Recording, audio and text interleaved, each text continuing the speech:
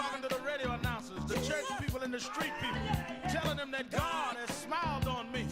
God has smiled on you if you got breath in your body. If He woke you up this morning and started you on your way. But I want to tell you some stories of people that God smiled on. We know the story of Dr. Martin Luther King, how it started way back in Montgomery, Alabama in 1955.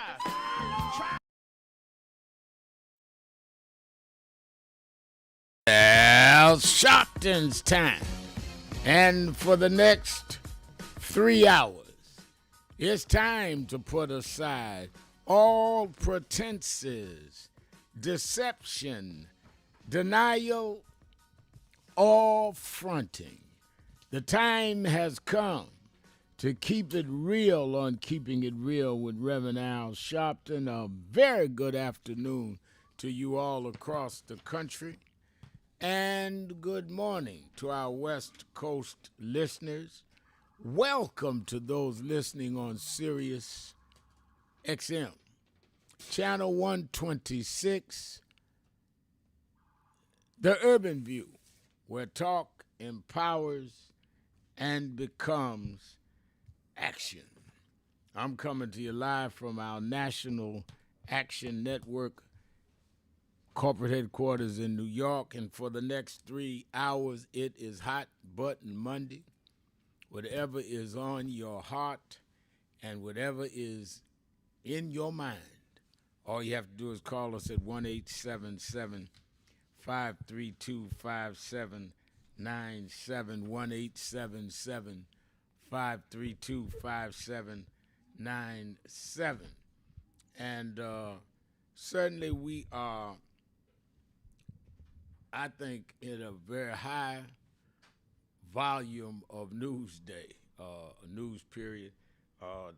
Today, the president, Donald Trump, is going to meet with congressional leaders, including Hakeem Jeffries, the minority leader of the House of Representatives, and Chuck Schumer, the minority leader of the Senate. At the center of this is health care. A part of what the Democrats are saying that they will not compromise on is health care. They refuse to support the Republican stopgap bill unless it includes money to extend the Affordable Care Act and subsidies and reverse the cuts on Medicaid.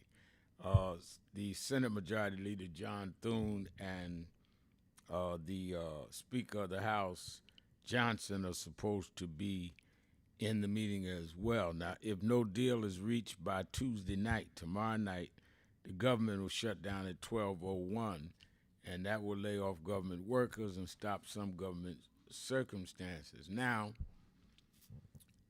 the fear that some has is that Trump and his staff has already started planning that if it goes to a shutdown, they're not going to lay off the workers, they're going to fire the workers.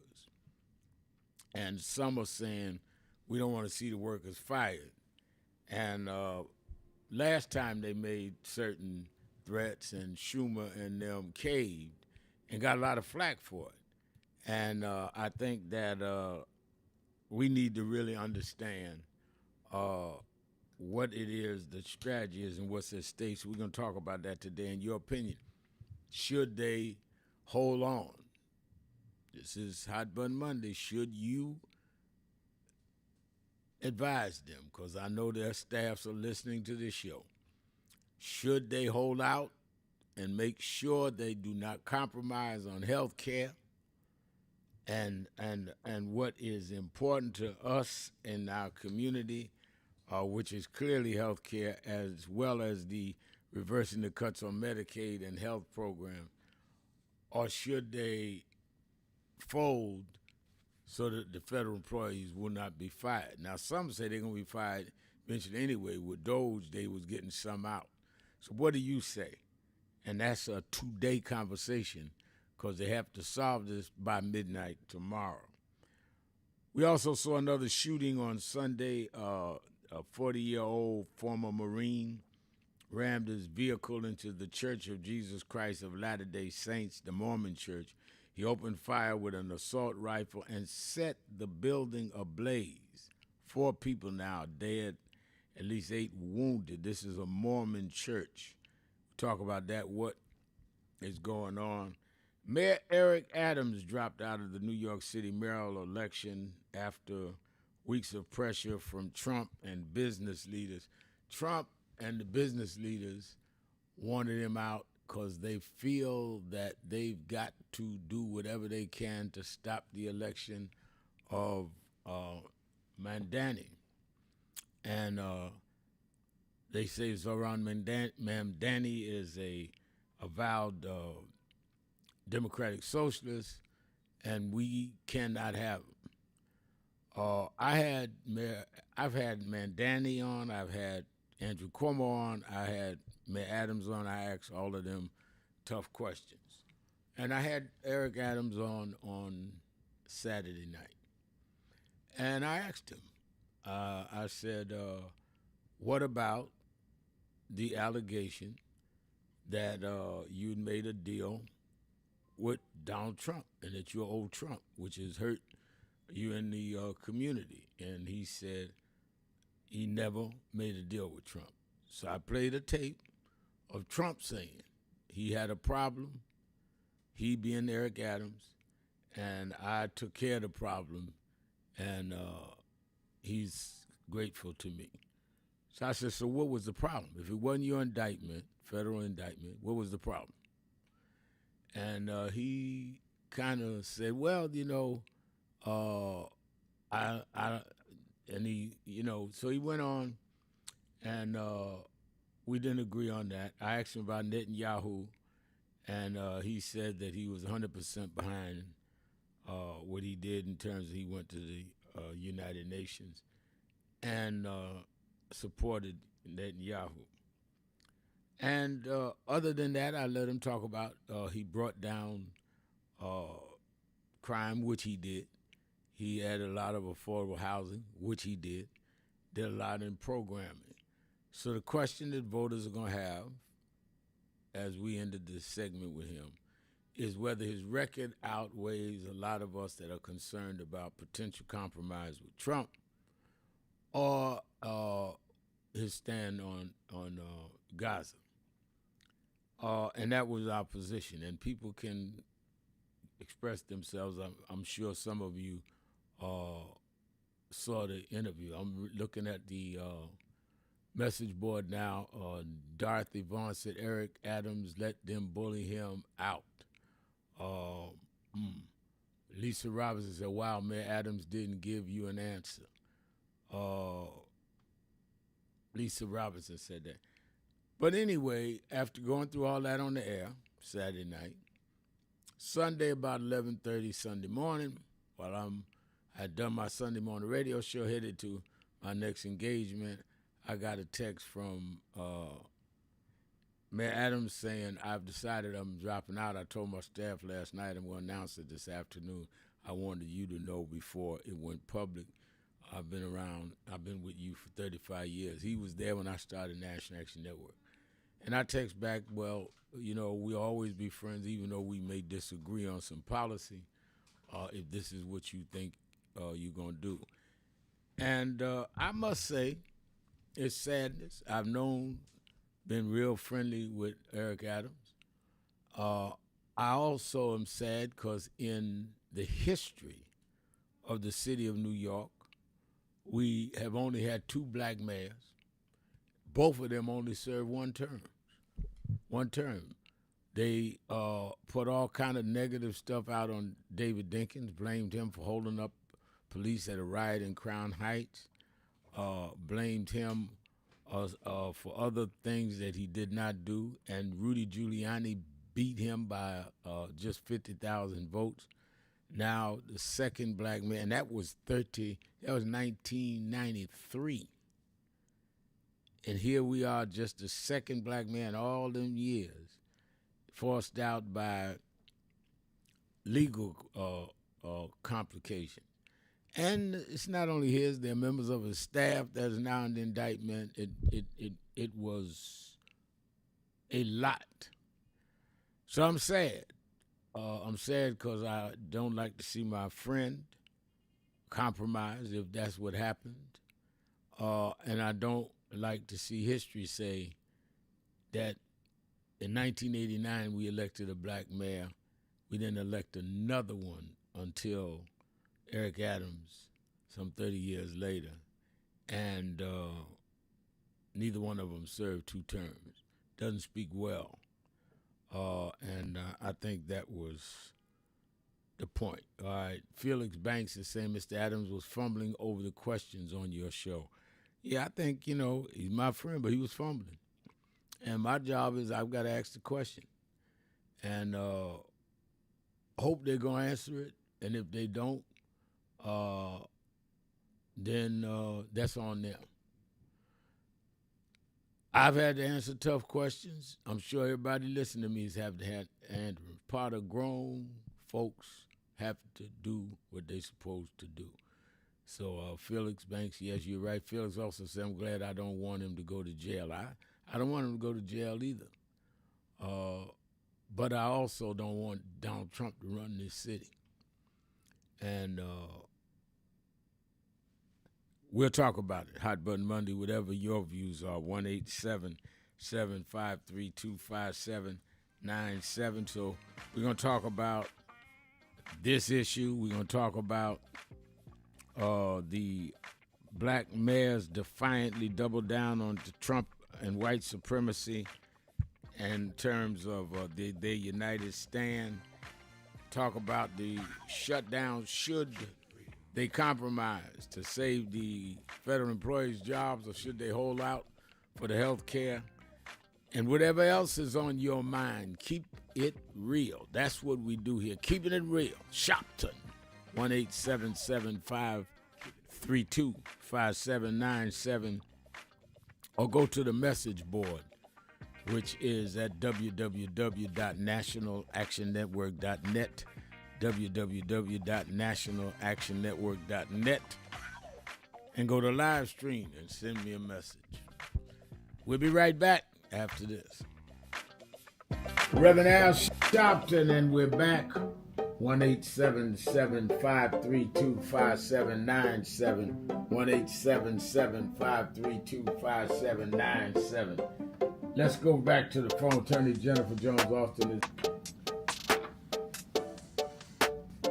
Every day, Monday through Friday, I do 3 hours a day on Keeping It Real with Reverend Al Sharpton. I do 1 hour on Sunday mornings with Reverend Al Sharpton. And I'm live on radio and TV with the Saturday Action Rally. 7 days a week, I talk to our people, hear from them, to call in. I'm sick and tired of people talking for people that they don't talk to. So go on www.nationalactionnetwork.net. Listen to my show, call in, express your opinion. You don't have to agree with me.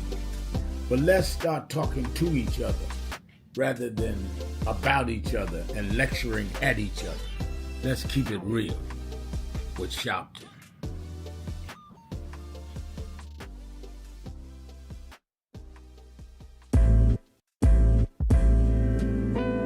So it's become almost an unhealthy habit how much I'm listening to Keep It Real, because it is the realest thing on the air anywhere, whether it be online or whether it be on the radio or wherever it's coming into you from, because there's no one of Rev's importance and caliber who is as dominant a media figure as he is, who allows people to speak at length, and who he treats with equal respect and admiration with every call, whether he agrees with you or not. And I'm not gonna throw shade at anybody, but there are a lot of people with big platforms like the Rev has who are afraid to talk to the people and who are afraid that the people will keep it real with them. And he never shies away from anything any of us want to talk to him about. And he doesn't shut you up. It's not a soundbite, it's a conversation. So I would like people in media to learn from this man who is carrying MLK's torch. Don't be afraid of people. Listen to them, respect them, and stand in God and stand in truth. Thank you, Nan. Thank you, Rev. Thank you, everybody who puts this together and sends it out across the world, because we need much more of it. Bless you.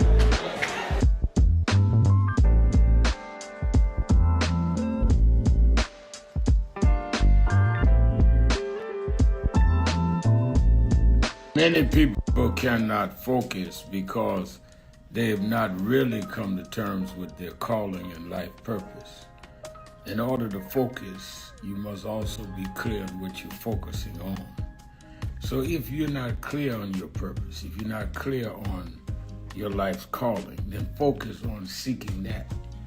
Because if you just read the ways and roads you traveled that you didn't even choose, that were sort of just laid out for you by God, in that it's telling you, speaking to you about what your purpose is and what you were born to do and be. I learned the things that I didn't plan had to be planned by God, and God's plan was directed toward God's purpose in my life.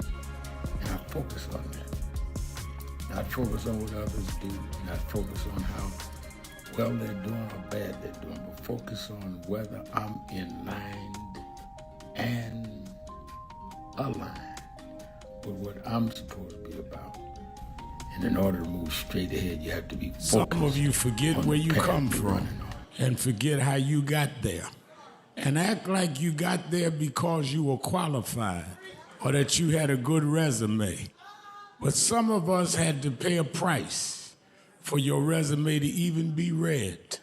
Some of us had to take nights in jails and licks upside the head or shut out of boardrooms like Byron so you could walk down red carpets and act like you got there by yourself.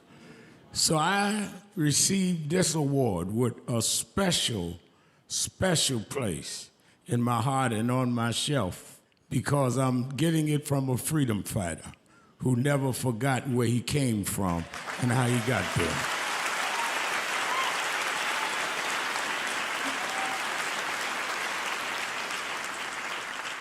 Yes, we've come a long way. We've had now a black president and now a black vice president, but we still can get shot down and have to march to get a case in court. We still can get shut out of boardrooms. We're still doubly unemployed in a good economy. So we're gonna have to keep marching. And I thank not only my family, a mother that raised me by herself, but I thank that lady at the end of the march that knows she won't be on TV that night and knows her name will never be in the paper, but she believed in me enough to get at the end of the line and make me look good. Because Dr. King used to say, if you call a march and no one shows up, you just going for a walk. And I want to thank those that marched with me. 32 years ago, here in Los Angeles, we marched. And then many years later, with George Floyd and others, we're still marching. And I'm going to keep marching. I'm going to keep agitating. And I'm going to keep going.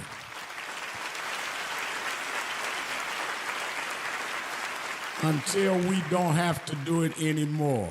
Eddie, known you a long time. Mariah, christen your kids. And I promise you this, the only thing that I really live for is I get up with this dream that every bigot, every racist, everyone in this country that hates will say, damn, he's up again.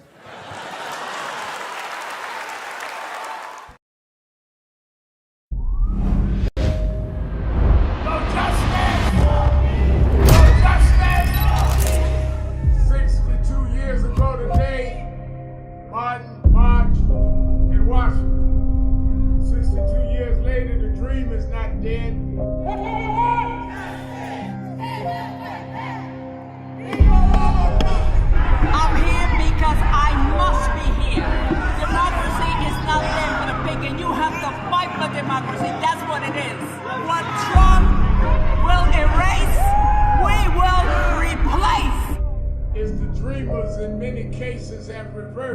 and tried to turn it into a nightmare.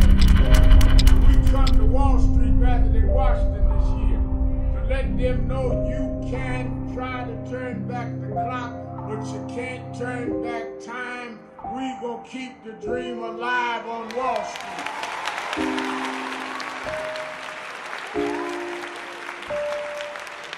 Thank you for joining us for Weekdays Live with Reverend Al Sharpton. Take the time to share this broadcast right now. Tell your friends it's time to keep it real with Reverend Al.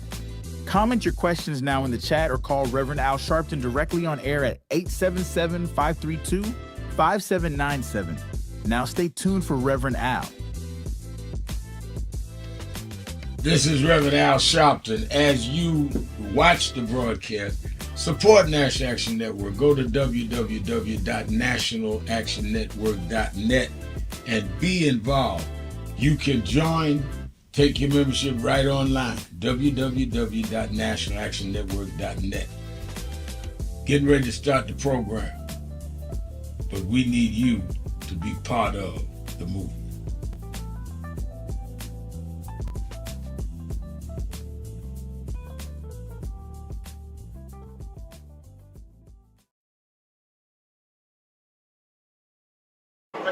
Tony Wafer, Los Angeles chapter, National Action Network.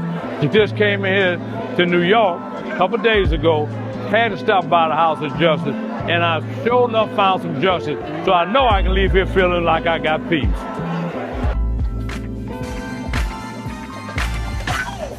You're live, sir. Keeping it real, keeping it real. I am your host, Reverend Al Sharpton. 1-877-532-5797. 1-877-532-5797. And twitter.com, The Rev Al. Or go right to live stream at nationalactionnetwork.net. And we can read your comments over the air. Let me say by way of announcements that Politics Nation with Al Sharpton, live at 5 every Saturday and Sunday. And this week we had, as stated already, Eric Adams, the mayor, was on. But we also had the chair of the Black Caucus on talking about the government shutdown. Chairman, Congresswoman Yvette Clarke. We had also the Congressman Espiat of the Hispanic Caucus. We had the Senator Tim Kaine of Virginia. I do not have people on the show that can't tell me, y'all in the thick, y'all in these meetings, what's going on, what is the position? That's what we elected you for. And we have on people that have, in my opinion, shown some gravitas in whatever we are facing. And so we had two good shows this weekend, and I'm thankful to you that watch and support the shows. Every Saturday and Sunday, 5 p.m. Eastern Time on MSNBC. And I had a guy who was kind of funny to me, stopped me in the street the other day. I was coming out of 30 Rockefeller Center, NBC headquarters, and a lady, and I think she said it was her niece, asked would I take a selfie with them, and I did, and then somebody else, and I did. I'm going to the car with the security, and a guy stopped me and said, you know, Rev Mal, I watch your show. I don't know where that music's coming from. Sorry about that. Yeah, somebody hit the wrong button somewhere.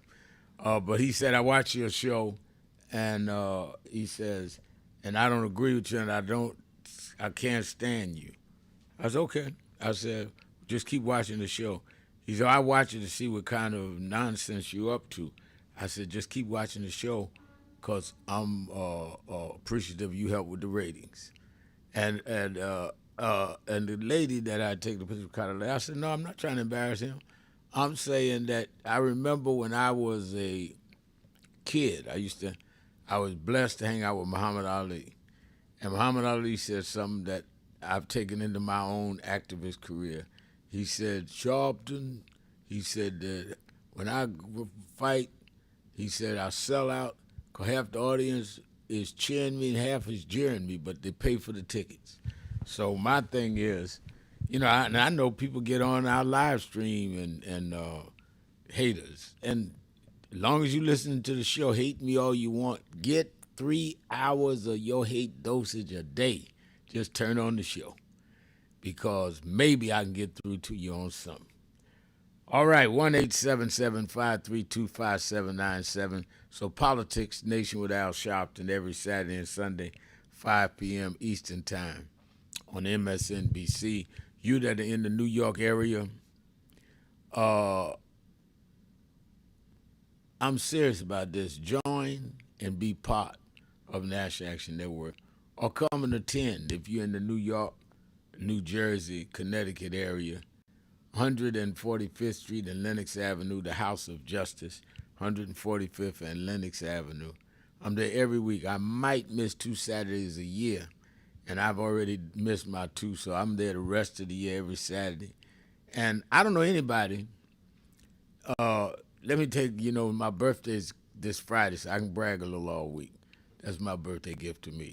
I don't know anybody in the national leadership or that has their own radio and TV show that's still in the middle of the community every week that you can touch and talk to and hear speak. So I do that. I do that. And I know some of my critics and haters and all of that said when I got the TV show, oh, he ain't going to be in Harlem now every week. And I've been on TV as a host 14 years and been there every week. Maybe twice a year I miss one. Because this is not something that I do as a vocation. I grew up doing this. I became youth director of Operation Breadbasket in New York, Reverend William Jones and Jesse Jackson when I was 12. I am this. This is what I do. It's not an occupation. It's a calling to me. And you ain't got to agree with me. You ain't even gotta like me, and it's fine with me. But I'll be there, and you should come. If you're in the New York area, visit us. House of Justice, 145th in Lenox. Every Saturday and Sunday, I'm there 9 to 11. And, of course, the offices there, the headquarters there is open all week, taking crisis and doing work. And then Tech Arranges TV says it's 7:30 a.m. here in Hawaii, Reverend Al, and he says Techno Rangers Worldwide Unite. Caught my eyes watching in Hawaii. That's a good thing. The mayor, Demetrius Jones, says if you don't have anything good to say, then keep. Well, I don't know who he's addressing. I ain't gonna read that on there. But don't worry about the haters, as long as they listening. Don't worry about the haters. The last thing, don't forget Triumph Awards. And I'm telling you that, and Triumph Awards is 1 week from today. We are honoring on that night. Now, the Triumph Awards is our cultural awards, and this year we're honoring Babyface. And he'll be there to get his award. We're honoring Stephanie Mills, and I don't know a songstress better than her. We're honoring Ari Melba, who is the host of, you see him on his show on MSNBC every day, The Beat, and he's done this blend of hip-hop music and politics. And we're honoring Chesley Maddox Dorsey, who's kept black news ownership alive, and honoring gospel singer Vincent Bohannon. All right, it's free. There's about maybe 60 tickets left, so call in 1-877-532-5797, 1-877-532-5797, or go online, www.nationalactionnetwork.com. www.nationalactionnetwork.net. And like I said, there's less than 100 tickets left, so you better call today because it'll be gone. Let's take a break. I'll be right back and open up the phones. It's Exhale Monday, keeping it real. Sharpton, be right back. I was saying... can't afford to live it. And so when I was growing up, I was political without being political, in the sense that I was very angry about things. Right. Because, you know, like, you just felt like things were being done to you and no one was speaking to you, your family, your neighbors about how to actually involve you in shaping the place that you lived. And I got involved in quite a few like protests and organizing. And then I had a lot of support, and people at the time said, oh, we've got primaries for election for the council. And I was like, what's a councillor? And then I put myself forward, and I had zero expectation and won, and I served 3 times as a councillor. Wow. Yeah. So Well, we must host you in Hackney when you next come. I love that. Simon's trying to get me locked down some dates now. I'm coming back. Have you ever met the mayor of London? Yeah, I met. He did a television show that I was sitting in for a guy because he wasn't my show, and we met and talked. He said that he knew a lot of what we were doing over here. Yeah. He says he knows me. I mean, you've inspired so many of us around. You know, like that's the message I wanted to bring to you, which is, I know the work you do is like predominantly around sort of the US, and to give, you know, marginalized voices, you know, a sense of power and a sense of a voice. But also, you know, like all of us in the UK and in London, we look to you to get our inspiration. And, you know, certainly for the mayor, we'd love to host you. I will do that. I'd love to. I mean, I think one of the things that, you know, it'd be good to, like, I guess, like, I would want this inspiration from you is, you know, you've been through, you know, you've seen it all, and you've been through much more worse than what we've seen in the UK. And as you're saying, I think all of the things that we thought we were advancing on, whether it's around gender equality, racial justice, you know, climate action, I think in the last few years, all of that is now going backwards, right? And for me, it's like one of the things that I've learned now thinking through this is, even when you're winning, you never take your foot off the pedal or the gas. And it's like, as you were saying, it's like, I'll be very keen to get your thoughts on, you know, what is the message we can take back to... I think that if we study history, it's always one step forward and they're going to push back. I think that part of the naivety that a lot of activists, elected or unelected, is they think that if we do this one piece of legislation or get this one thing through, that we won. No, you've had a temporary victory, but there's going to always be forces against you. So I think you have to set in your mind very young that this is going to be a lifetime struggle, and it's never going to be over. But history should record I was on the right side, and I did everything. I did my side, because history is ongoing. The example I use here a lot to people in my organization, to the young people, and is that for 246 years we were slaves, African American. Then we got the Emancipation Proclamation. Walk off the plantation. 246 years unpaid, against the law to read and write. Don't know where your family is because we're sold to different states.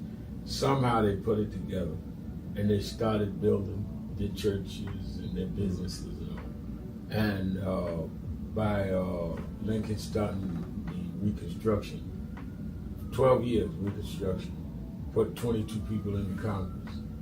But Lincoln gets killed. His vice president takes over, who was a racist. And they reversed all that. We went through 100 years of lynchings by law. Couldn't vote by law, taking back everything we did. Then King comes along, advance again, then backlash again with rape. So it's always this going forward and backwards. History is defined by those that will fight when the wind is in their face, not to their back. Anybody's good when the wind is to your back. Your leadership is tested when the wind is facing you in the face. Can you keep running anyhow? And that's what separates the Gandhis and the Mandelas and the Kings from history and those that had their moment in the sun, but we never hear from again because they couldn't take with the backlash. And like right now, a few years ago, we had a lot of young activists, George Floyd, all of that. And they faded because when the attacks came back, Trump got in, I'm going to live my life. I thought this was your life. And I think that you've got to make the commitment very early that I'm in this for the long run, because this is not a sprint, it's a marathon. And the reward is going to be history will say you were right.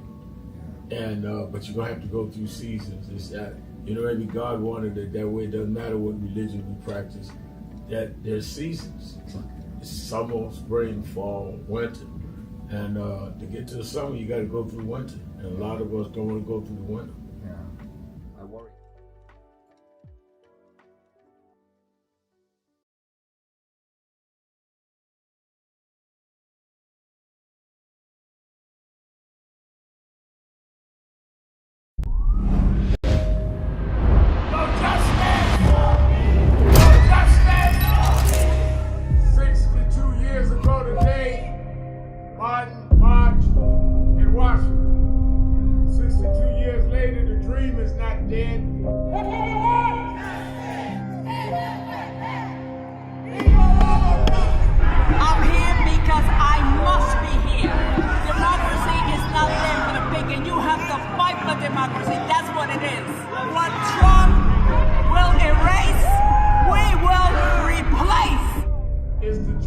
In many cases have reversed and tried to turn it into a nightmare.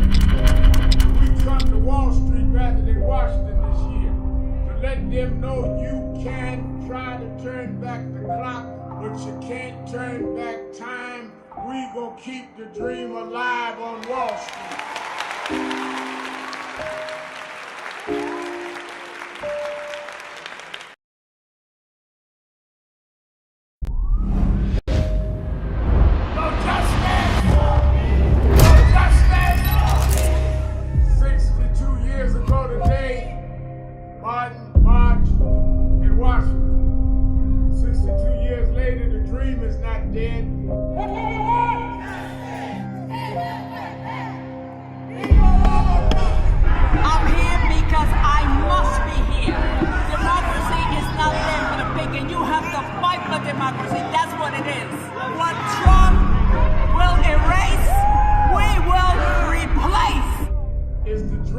In many cases have reversed and tried to turn it into a nightmare.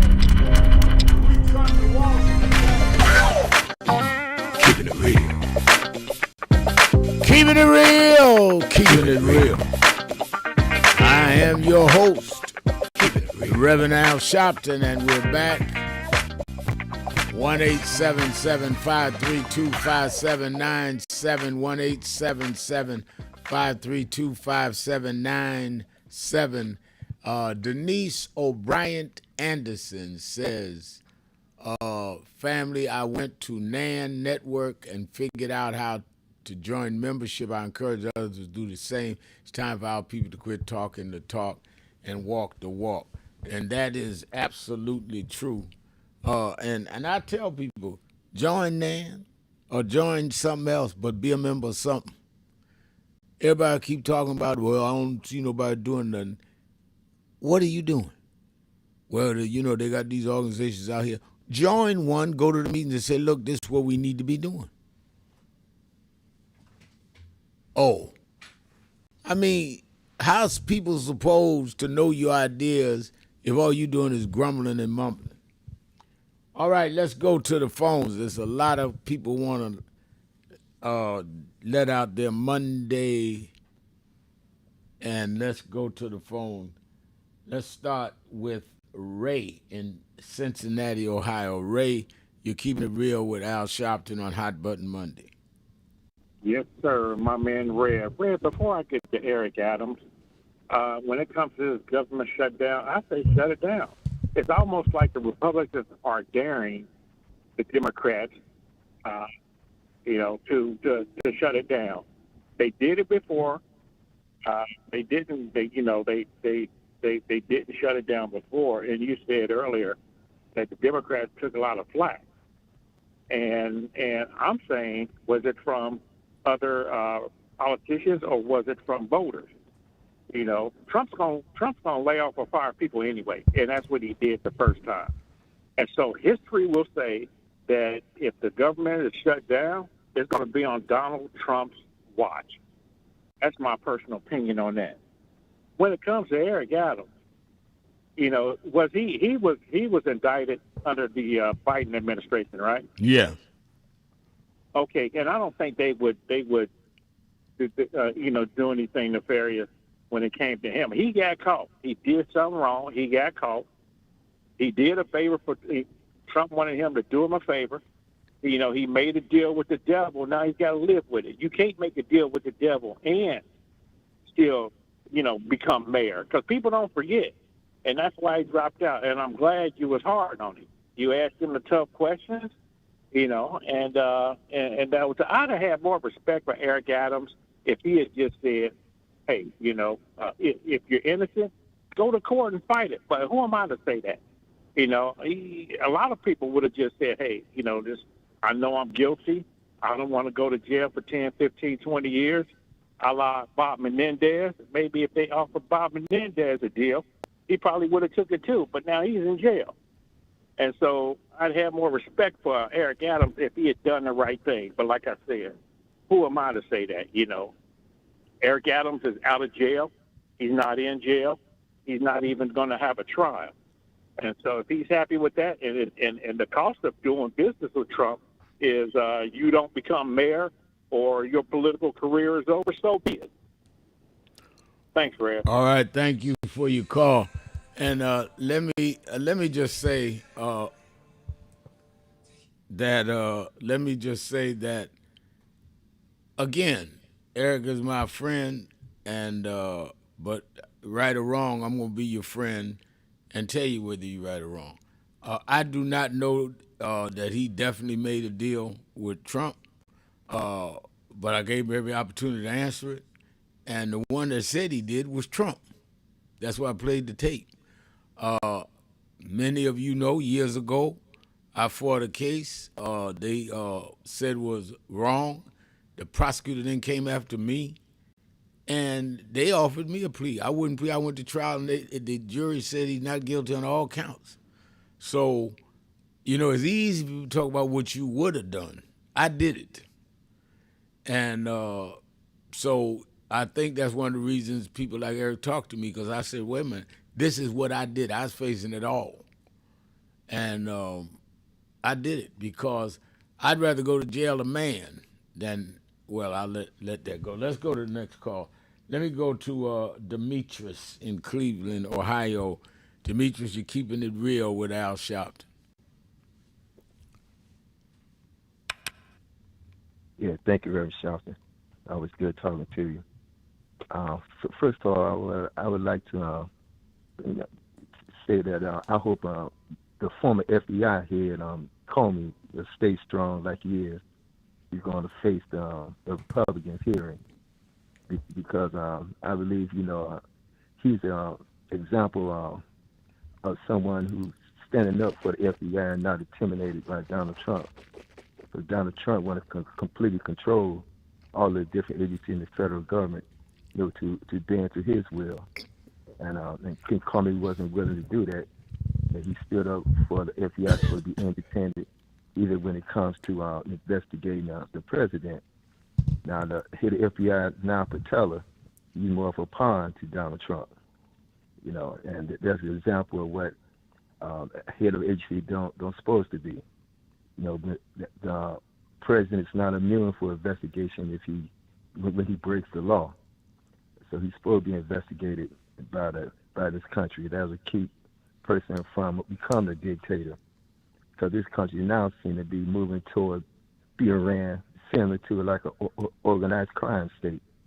When you have a person in charge of the government making threats against individuals who don't agree with him, you know, he uses punish people with terrorists and a way of extortion in a sense, because if people don't agree with him, he goes with them with court through the court system, and when there fines, where the money is going to, is it going to him? So the country seems to be going toward organized crime. You're seeing different people who follow him, knowingly or unknowingly, they go after people who don't agree with his policies. That was the Nancy Pelosi husband, and different governors and so forth don't agree with him. So we need somebody in charge of the FBI who's independent, in charge of the investigation in the Congress and Senate, to uphold the democracy and let this country don't go down to being controlled by one individual. And that's where it falls down, it trickles down to what's happening on the streets here in the city. You have someone in the head of the government who's running tactics like that. It makes people feel who living day to day. Well, the president is doing that. I can do that. That's just the way to achieve success in America, especially when it comes to youth in the city. Instead of them looking toward getting education, building businesses, doing something productive, they see someone ahead, the president, using illegal tactics to be successful.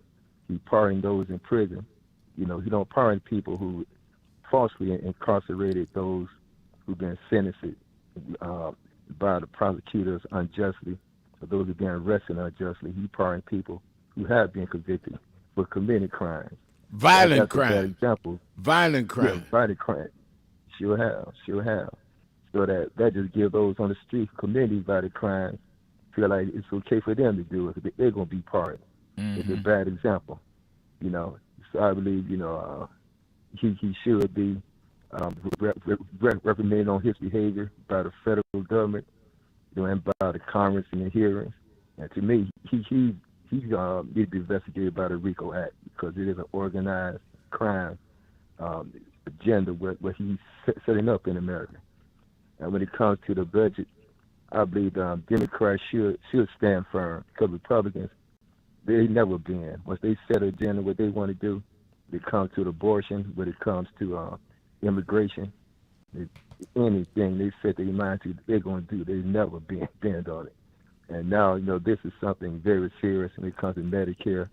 When it comes to funding of the PBS and other public institutions where he took the money from, that people depend on for day-to-day survival. So the Democrats have to be firm on it, and they need a guarantee if they make some type of agreement with them. Because Donald Trump, he might change his mind any moment. He'd executive order say, well, I'm not going to keep my word. He might, use a different device to use a back door to break the agreement he made with the Democrats. So it need to be something that can't be changed in the future. Okay, thank you, Reverend Sharpton. Thank you for your call. Let me get RT in here from St. Louis. RT. Let's take our break. RT, hold up. They say, let me take the break. Let me take the break. We'll be right back after this. 1-877-532-5797. Happiness Donuts says, so MSNBC had breaking news by Mayor Adams calling you first, Rev. I smell a promotion.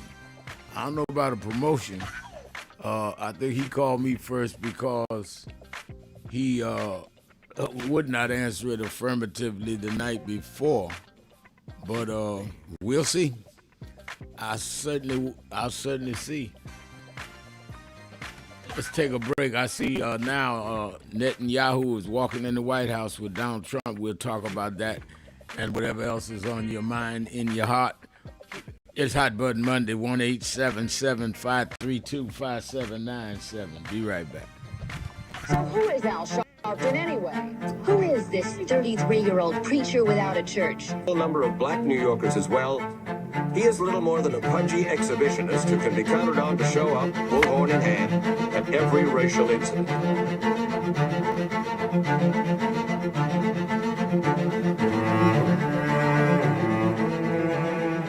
I often quote Mark Twain saying, the two most important moments in life is the moment you are born and the moment you find out why you were born. I had a very troubling conversation the other day that prompted me to do this little video. Young man that I've known a while came to me, and he was crushed. I mean, really crushed, because people were criticizing his work. He's in the ministry, but he's also an actor. And he said he couldn't understand why people were jumping all over, criticizing him, trying to find scandalous and derogatory things about him. And I told him, I said, you know, you very young. You don't know the road I've traveled. They call me everything but a child of God. A blabbermouth, a loudmouth, too flamboyant, an agitator, a racist, I a race had to baiter. learn. Yeah, right. I was not defined by how others saw me. I was defined by how I saw myself and whether I was being true to myself. Some of you watching this don't like me. And it doesn't matter as long as I know what I'm doing. And I like me for being real. So I'm doing this video to say to you, whoever you are, and whatever you do, you may not be in ministry or social justice, none of this stuff, but don't live your life worried about opposition or people that don't like you. You can turn that around. Use me as an example. The same people that call me a scam artist, a con artist, a sellout, or racial hustling, I kept going. And the people I respected started respecting and publicly embracing my work. When Coretta Scott King, the widow of Dr. Martin Luther King Jr., had this to say about Al Sharpton. A leader who has protested injustice with a passionate, unrelenting commitment to nonviolent action in the spirit and tradition of Martin Luther King Jr. And I am talking about your leader, our leader, the Reverend Al Sharpton. The other thing that hasn't changed is the National Action Network's commitment to fight injustice and inequality here in New York City and across America. And that's not only a testament to Reverend Sharpton, it's a testament to all of you who are here tonight. First and foremost, to Reverend Sharpton. I saw him when he first came on the scene, and I have marveled at his tenacity, at the development of his intellect, and his devotion to our movement, and much he has contributed to the world we are experiencing. I am honored, and I must say that when I had my debate with Dr. King on the issue of the church and religion, he didn't warn me that after his departure, his space would be filled by another preacher, and that preacher would be Al Sharpton. All you want in life is people that matter to you to say you did all right. And more important, that you can look in the mirror and say you did all right. Thank you, Rev. Thanks for that introduction. Look, we've known each other for a long time. I'm grateful not only for your leadership and partnership, but quite frankly, more importantly, for your friendship. And thanks to all of you, members of our nation's most important civil rights organization. You have been, over all of your years, such an extraordinary leader. You are a voice of truth, a voice of conscience, a voice of practicality around what we must address and what we can do. And I thank you so much for your friendship. I remember that most of the youth around Al's age, he was about 12, wanted to be like Connie Hawkins, a great basketball player, legend, or Earl the Pearl, or Clyde Frazier. Al wanted to be like Adam Powell, a powerful preacher with a social justice gospel. He was very close to, at that time, to Reverend William Augustus Jones, powerful preacher and social justice advocate, and Reverend Gardner Taylor State right down the street, and Bishop Washington, whose church he came from, and Reverend Sandy Ray. He wanted to be like these giant preachers. He wanted them to have the edge, however, of the King's social justice dimension. He wanted to be like them, now he's one of them. Perhaps taller than most of them because of the risks he has taken and reward God has given him with his gift. I remember so well that I first escorted him to jail. He was around 13 years old, with the jail fighting the ANP. He was in the lineage of our struggle. He grew up in it. We didn't just see him on TV one night. He didn't happen. He came bottom up, not top down.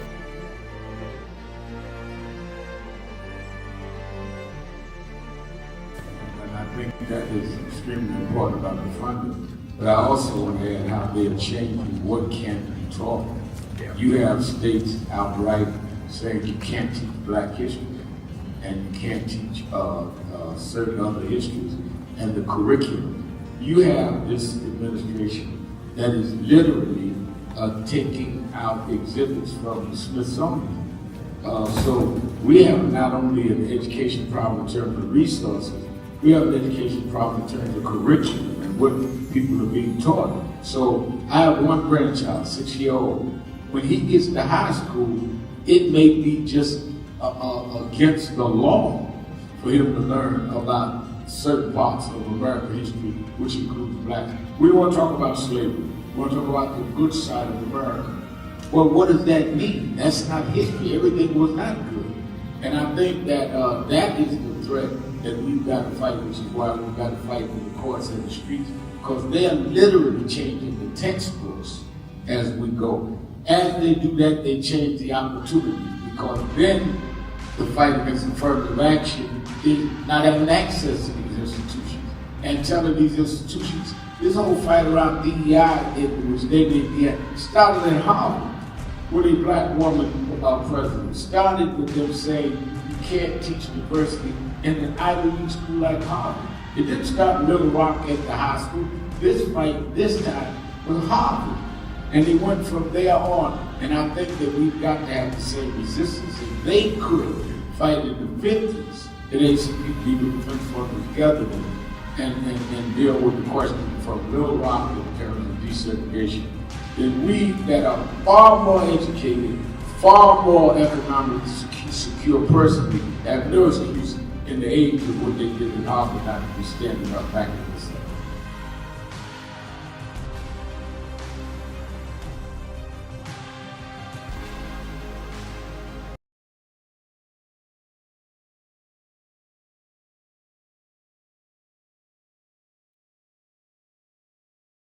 It's been a long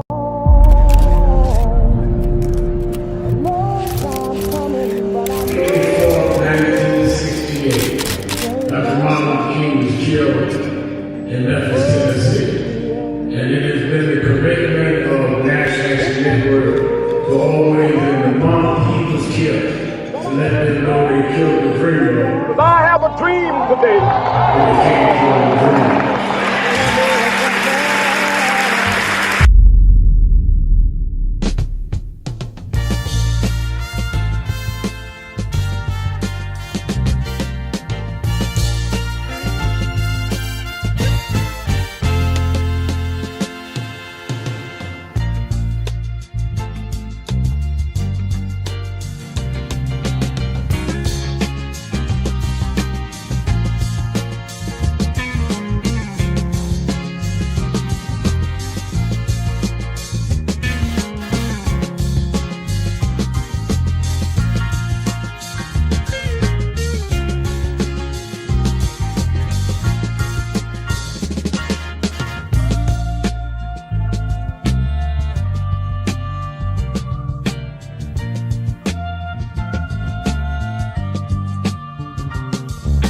Thank you for joining us for Weekdays Live with Reverend Al Sharpton. Take the time to share this broadcast right now. Tell your friends it's time to keep it real with Reverend Al. Comment your questions now in the chat or call Reverend Al Sharpton directly on air at 877-532-5797. Now stay tuned for Reverend Al. This is Reverend Al Sharpton. As you watch the broadcast, support National Action Network. Go to www.nationalactionnetwork.net and be involved. You can join, take your membership right online, www.nationalactionnetwork.net. Getting ready to start the program, but we need you to be part of the movement.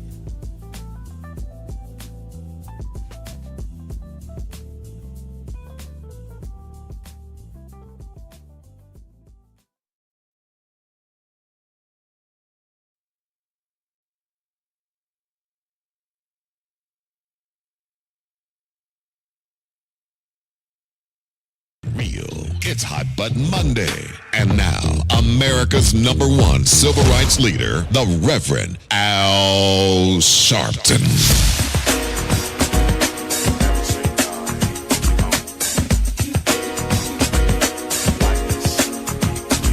You're live, sir. Keeping it real, keeping it real. I'm your host, Reverend Al Sharpton, and we are joined as we do every Monday by political strategists, for Democratic political strategists, as well as entrepreneur and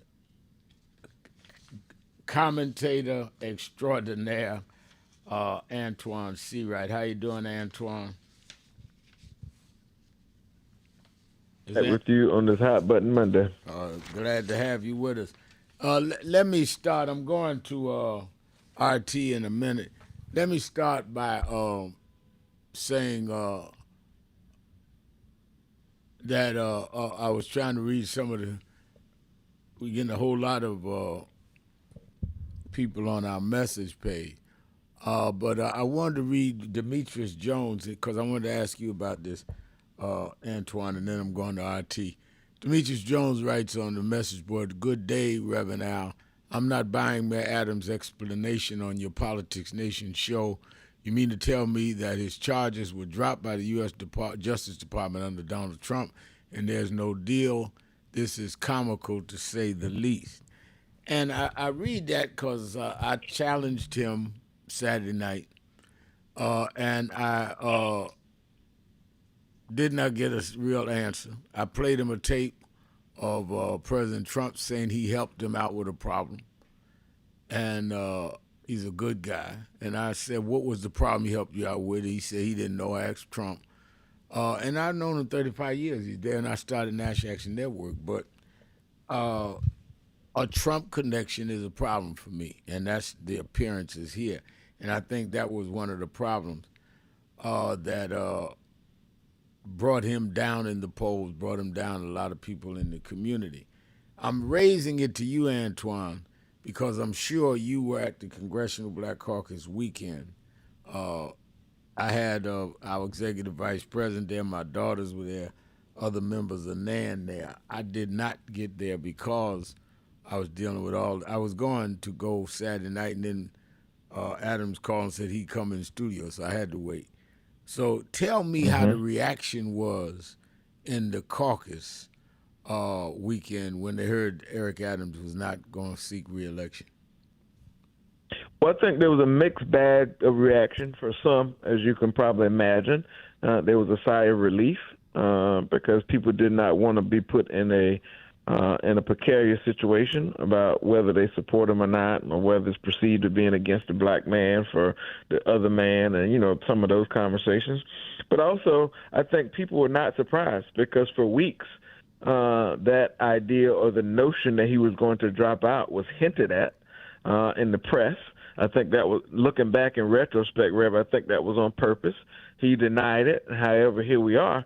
And so I think people, to some degree, are ready to move on. I did feel a more of a sense of unity around the Democratic nominee, not necessarily because everyone agrees with the Assemblyman and his positions on the issues or things he said in the past, or his lack of public support for Kamala Harris, or his efforts that tied into the uncommitted movement, which some argue caused us issues in certain places like Michigan and others.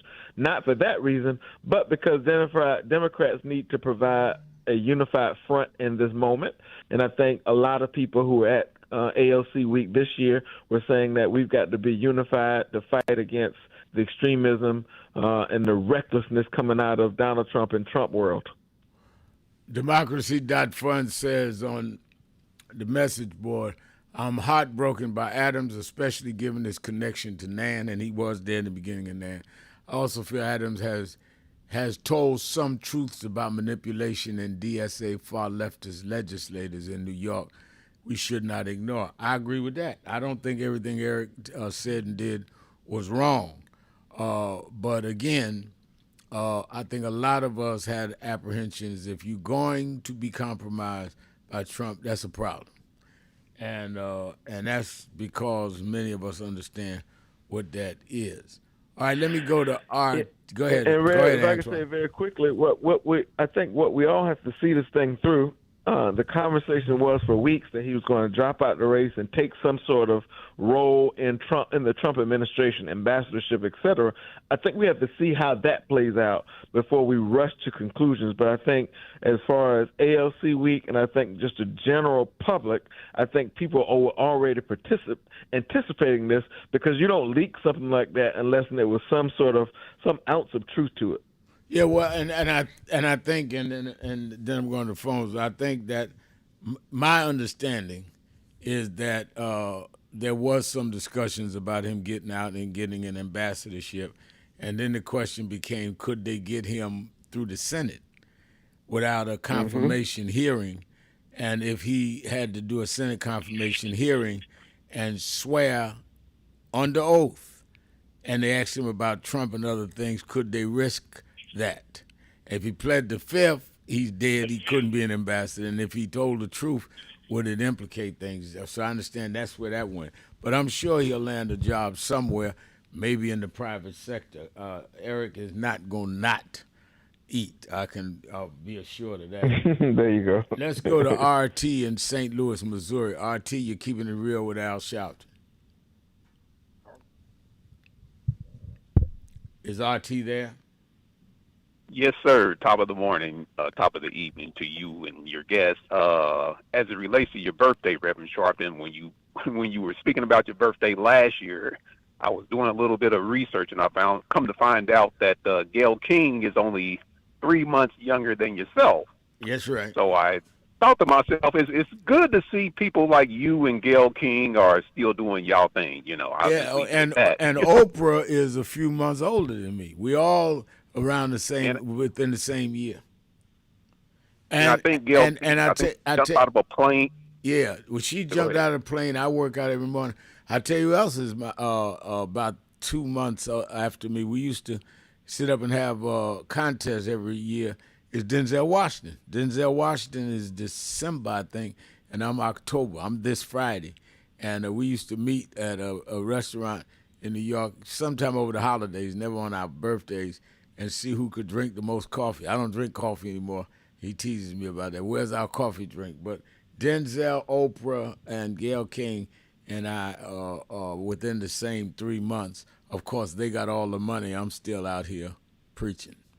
Oh, yes, sir. You're going to get it. But the main reason why I called is because I was reading an article where the president is removing images of slavery from national parks, and I guess he's attempting to do it from the Smithsonian. Yep. And the reason why I thought that was interesting, Reverend Sharpton, because if you go over to the country of Germany right now, the German people have turned the Auschwitz concentration camp into a museum with daily tours.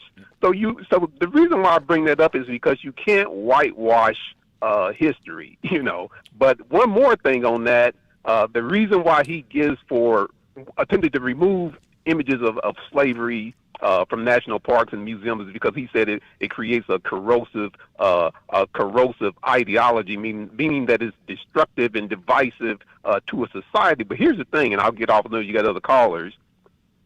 You saying having images of slavery is divisive? Isn't you asking the owners of the Washington Commanders to bring back the name Washington Redskins? Yep. Isn't that divisive? Isn't you bringing back the names of Confederate soldiers who were responsible for slavery, bringing that back to army bases and statues? Isn't that divisive? I mean, where are we going with this? But anyway, thanks for taking my call. Yeah, well, I thank you for calling, and you're absolutely right. And they are absolutely trying to take down all the pictures. But you can take down the pictures. You can't take down history. And if we do what we're supposed to do in the midterm elections next year, those pictures will be back up, and they're ingrained in our head. Antoine, the meeting today, Senator Schumer, Congressman Jeffries, Senator Thune, Speaker Johnson with the president on the possibility of trying to come to terms or stop the shutdown. What are you hearing? What is at stake? Well, I think healthcare and the future direction of this country is at stake and how it impacts this country. Democrats, particularly Leader Jeffries, have been very clear from the very beginning. We are not to compromise on our core values. Access to affordable quality health care is in our core value. We all know that at the end of the year, on purpose, the Republicans are allowing the Affordable Care Act tax subsidy credits to expire. Those tax credit subsidies, Reb, keep the price of premiums, deductibles, and copays affordable for everyday Americans. The accessible part comes into play with the health care cuts that Leader Jeffries is asking the White House and Republicans to deal with in a real way. 20 million people are scheduled to lose their health care coverage. Over $500 billion in Medicaid funds are at stake, not to mention the already happening of community qualified health centers in rural communities. You have hospitals, nursing home, rehab facilities, and jobs at stake over this government shutdown. And what Jeffries has been very clear about, and Schumer has joined the choir, is saying we're not going to compromise on that because this is what the American people want. So this meeting today is for for Schumer and Jeffries, mainly Jeffries, to give clarification to some of the lies that Republicans are saying, i.e. that Democrats want to provide health care for illegals. That's against the law. It's the rule of law. Nobody's asking for that law to change. So to push back on that, but also to publicly lay out the position of what Democrats are asking so everyone can be clearly understood in terms of what the ask is. We're not interested in not extending the Affordable Care Act tax credits. Under no circumstance will there be compromise on that. The other piece is the White House has changed directions on this meeting, Rep. It was supposed to happen on Wednesday. The president canceled it. Now he's having this meeting today, coincidentally, with Netanyahu at the White House on the same day, so you know he wants to jumble the news cycle. But also, unlike the previous meetings he's had with negotiators from the opposite side of the aisle, he's making this meeting private and no press access. And what I just learned, literally, since we've been on the show, is that White House officials are telling reporters the reason he's doing that because he does not want to repeat what happened in 2018 when he basically lost the negotiations to Nancy Pelosi because the meeting happened in public. And so they're playing a game with their lives and so forth. And so that's the tone setting or the pre-setting of the table for this meeting happening at 3 o'clock. Let's take a break. Be right back. It's Hot Button Monday. The lines are loaded. I'm coming back to everybody. Keeping it real. Sharpton. See right. Be right back. Keeping it real.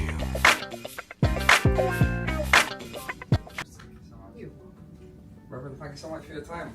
Oh, thank you. Sorry to hold you up. No, not at all. I really appreciate your time. Nice to meet you too. There is a, I don't know if you will remember this, but you came to Parliament in London with Lord Woolley, Simon Woolley. Yeah. Yeah, and you had a round table. Oh, yeah. You were in that? I was, because before I became deputy mayor, I used to be a councilman. I was a city councilman, but I also helped found the biggest voter registration organisation in the whole of Europe. Really? Yeah, so last year we registered and we worked together with Simon 488,000 young people in just 6 weeks. So, wow. Well, I learned a lot from you. So did they turn out? They did.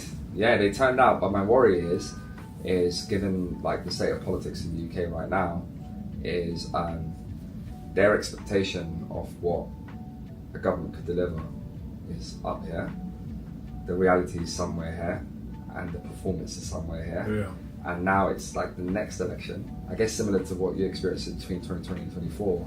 In the next election, my worry is a lot of those people who we had to convince to vote, they feel let down because they had a big appetite for change, and it hasn't really delivered in that same way. So that's a very bad. The excitement is great, but when you start getting that coming down, some of them you lose for a long time, if not forever. And but I guess the challenge is how you excite people without over promising, and it's a problem. It's a problem all over the Western world.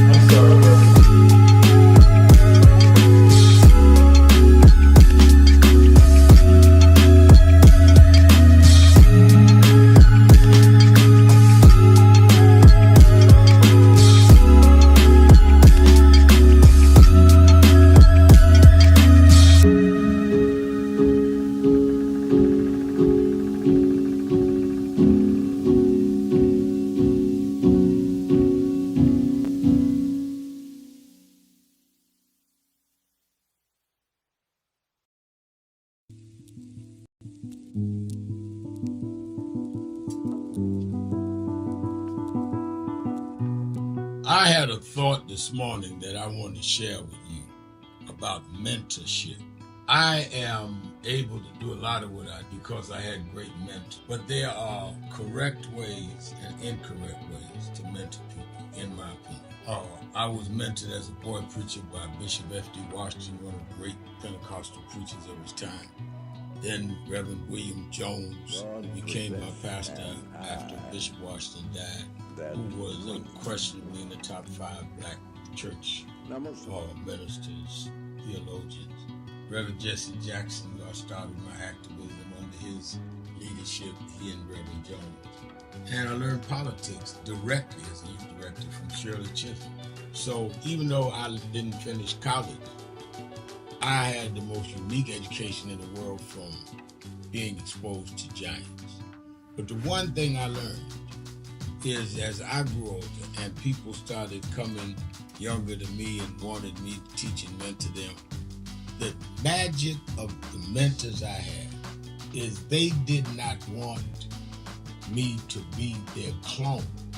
They wanted me to learn things from them and use my own gifts and talents in my own unique way and let me do things on my own, because they knew that if I flopped in some things, it would teach me with other things. They'll come and help me once I was down, but they were not going to have me avoid being down.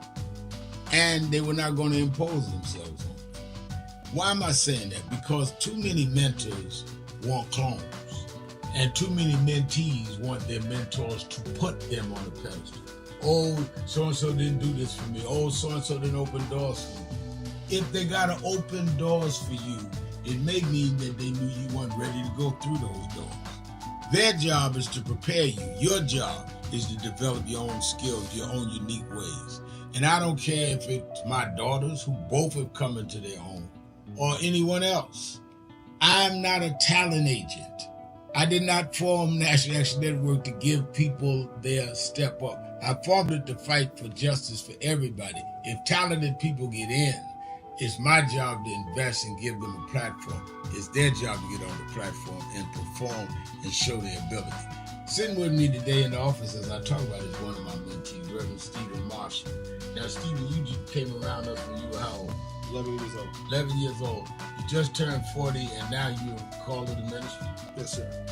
And what do you do in National Action Network? I formulate policies, lead in various regions, but most importantly, I senior advisor to you on all things from social justice strategies, politics, intergovernmental affairs, you name it, community organizing, all of that stuff. And I could go through scores of others. My daughter started Huddle. They got Huddles now, which is for young people to meet once a week all over the country. I just saw the video from the Las Vegas National Action Network chapter.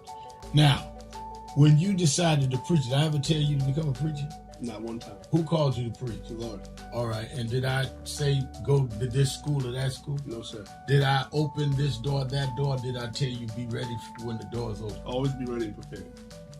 And that's what I'm saying. Get you some young people than you that you can help along the way. But don't be their talent agent.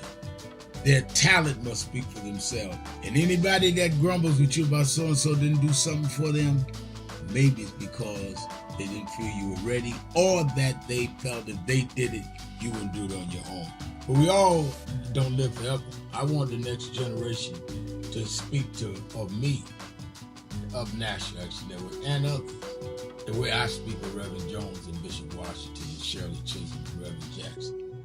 But I just don't want young people to feel that somebody ought to give them the reins of leadership or give them the reins of business or whatever it is you're in. You need to learn from their journey, get the pearls of wisdom from them, but don't have them do for you, because then it means you can't do it for yourself.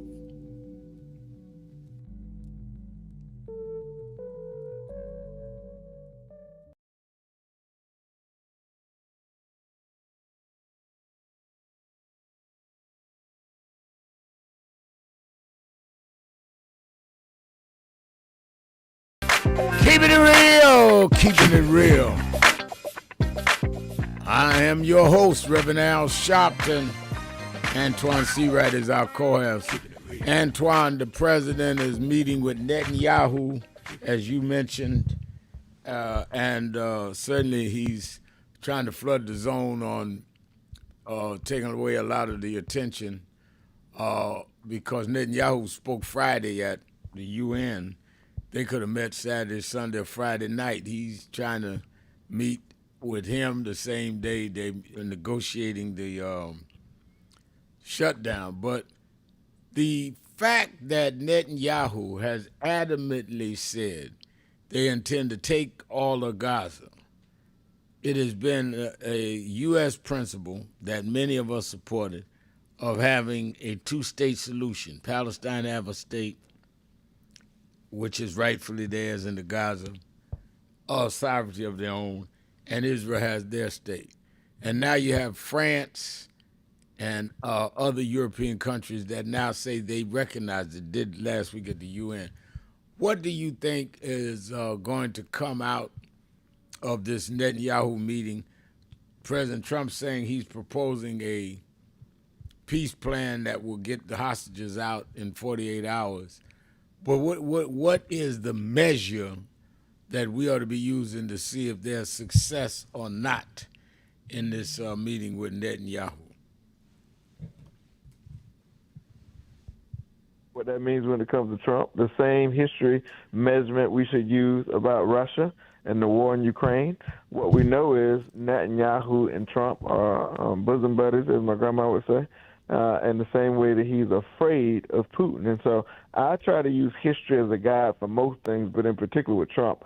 What's been clear about this president, particularly this time around, Reverend Al, is that he wants the perception of progress while making certain that that perception is the smokescreen for other things that are happening that impact him and the American people directly. For an example, I think you really painted the wall very clearly with your assessment by saying this Netanyahu meeting could have taken place last week, over the weekend, tomorrow, or he could have placed the Jeffrey Schumer Thune Johnson meeting on another day. It's coincidental that he wants to have both of these meetings on the same day for the sake of striking the attention iron and making it very, very hot. And so I don't take the president serious when it comes to peace talks. I don't take the president serious when it comes to foreign policy. And I don't think many people, including foreign policy leaders from across the world, take this president very serious. Let's go to the phones. Let me go to, hello? All right, I thought I heard something. Let me go to my Ace Boone Coon in Chicago, Brother Frank from the West Side. He says it's the best side. Frank? Yes, sir. Good afternoon, Reverend Al, Brother C. Right? Good afternoon. Good to hear both you brothers. How y'all doing? Doing good. I've been real busy. That's good. That's good. I've been real busy myself, Rev. And Brother C. I agree with everything you said in regards to the Democrats and the shutdown. Reverend Al, they shouldn't budge not one bit. And I'm going to tell you just like this, Rev. As far as I'm concerned, this government should have been shut down.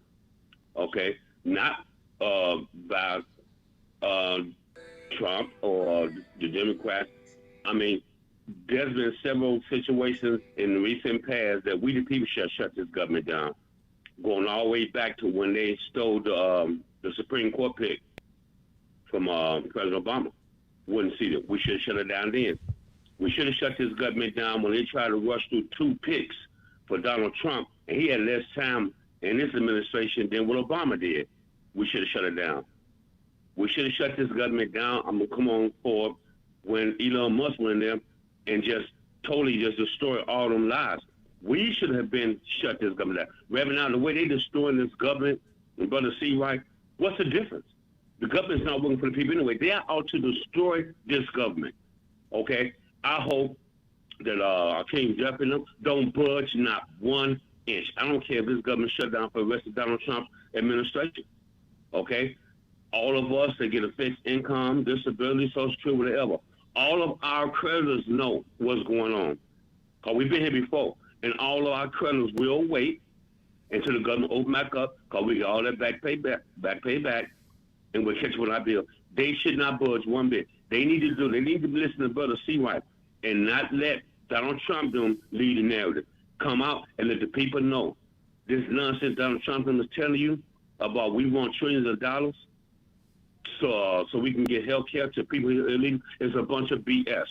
Don't believe. Here's what's really happening. Take charge of the narrative. Now, what's more ridiculous is this right here.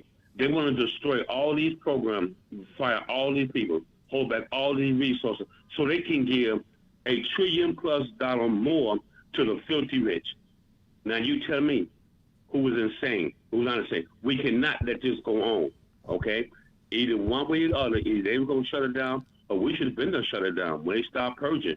We should have shut it down when they stole this election through over 3 million of Hillary Clinton's, I mean, not Hillary Clinton, but Kamala Harris votes away. Just to let it was stolen. Now, I'm not saying we should have been one acting a fool at the Capitol building, but we just said, no, you're going to count these votes. You're going to count. We tell you still. The people, we need to wake up and understand, and we don't start taking positions like others have followed our lead for the past. The only one seeing to not have lost the way is Rev as you, and not Shasha Never. The way y'all still going there every Thursday on Bloom. Y'all not taking the spotlight off of nothing. But those who so-called up-and-coming leaders, other leaders, Reverend, I can't do it all. Okay? Somebody should be writing in each and every last one of them states where they purged voters, started going all the way back to Georgia when they did with Stacey Abrams. rather than them people going to that state capitol. So no. This capital is not gonna move. We need to wake up because this democracy law is just about going.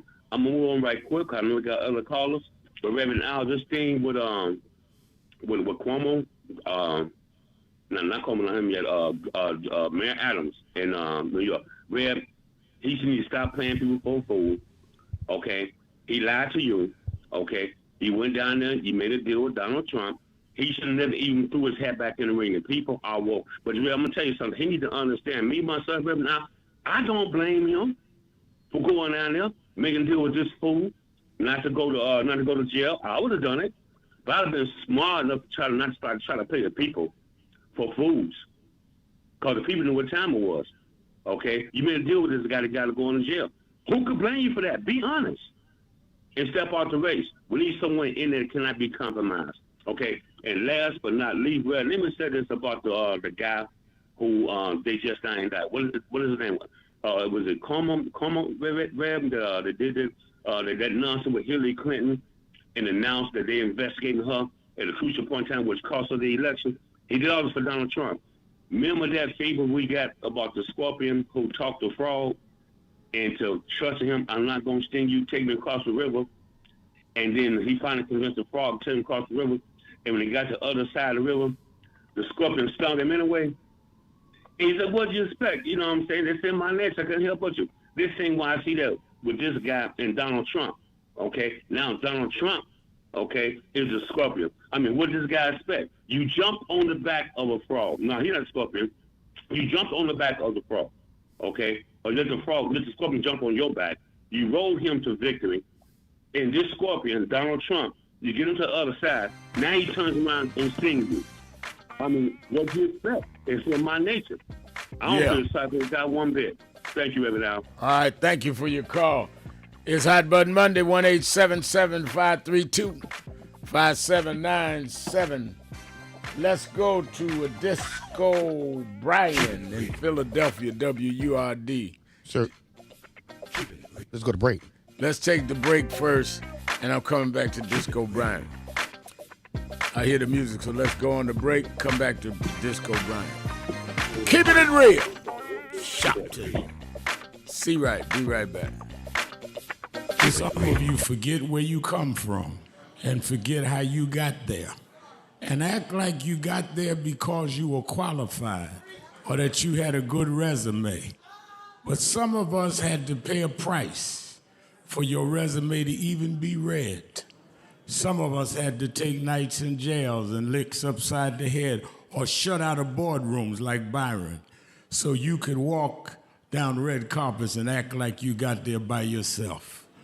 So I received this award with a special place in my heart and on my shelf because I'm getting it from a freedom fighter who never forgot where he came from and how he got there.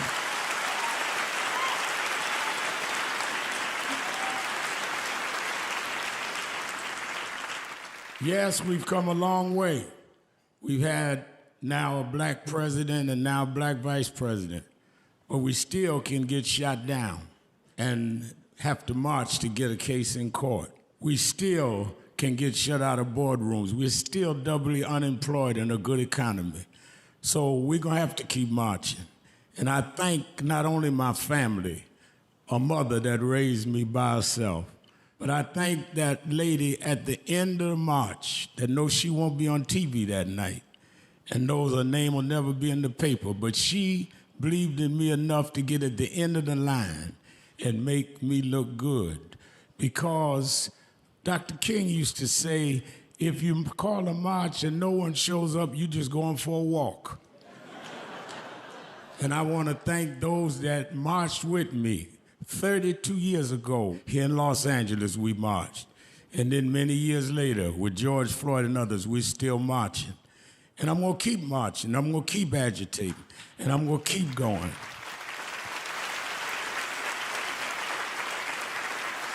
Until we don't have to do it anymore.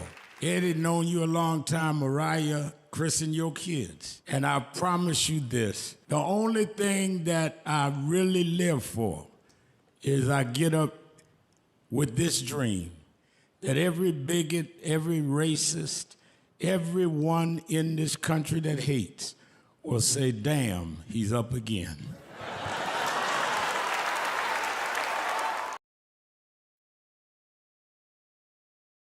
Reverend Al Sharpton, and we're back. 1-877-532-5797. 1-877-532-5797. Let's go back to the phone. Attorney Jennifer Jones Austin. You know, every day, Monday through Friday, I do 3 hours a day on Keeping It Real with Reverend Al Sharpton. I do 1 hour on Sunday mornings with Reverend Al Sharpton. And I'm live on radio and TV with the Saturday Action Rally. 7 days a week, I talk to our people, hear from them, to call in. I'm sick and tired of people talking for people that they don't talk to. So go on www.nationalactionnetwork.net. Listen to my show, call in, express your opinion. You don't have to agree with me. But let's start talking to each other rather than about each other and lecturing at each other. Let's keep it real with Sharpton.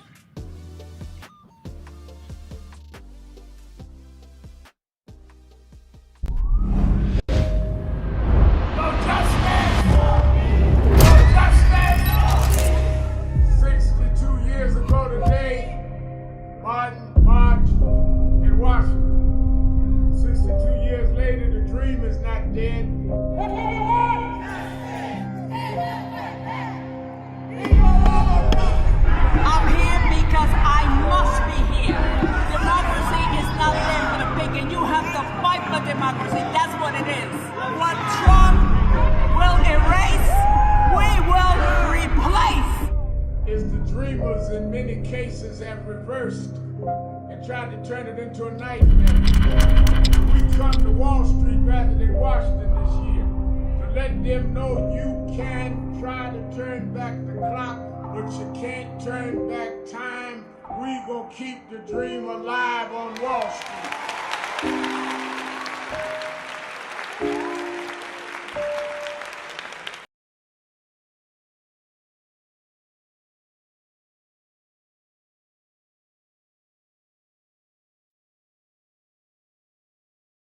Many people cannot focus because they have not really come to terms with their calling and life purpose. In order to focus, you must also be clear on what you're focusing on. So if you're not clear on your purpose, if you're not clear on your life's calling, then focus on seeking that. Because if you just read the ways and roads you traveled that you didn't even choose, that were sort of just laid out for you by God, in that it's telling you, speaking to you about what your purpose is and what you were born to do and be. I learned the things that I didn't plan had to be planned by God, and God's plan was directed toward God's purpose in my life. And I focus on that. Not focus on what others do, not focus on how well they're doing or bad they're doing, but focus on whether I'm in line and aligned with what I'm supposed to be about. And in order to move straight ahead, you have to be focused on the path you're running on.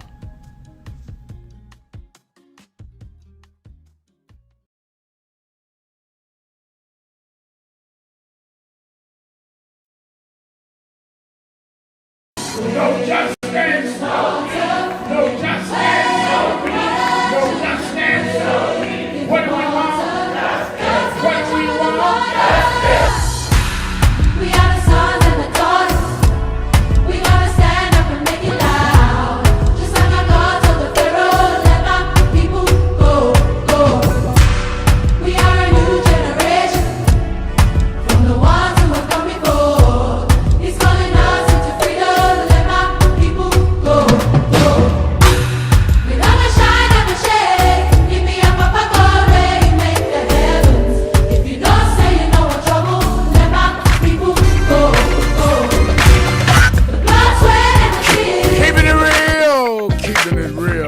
host, Reverend Al Sharpton, and we're back.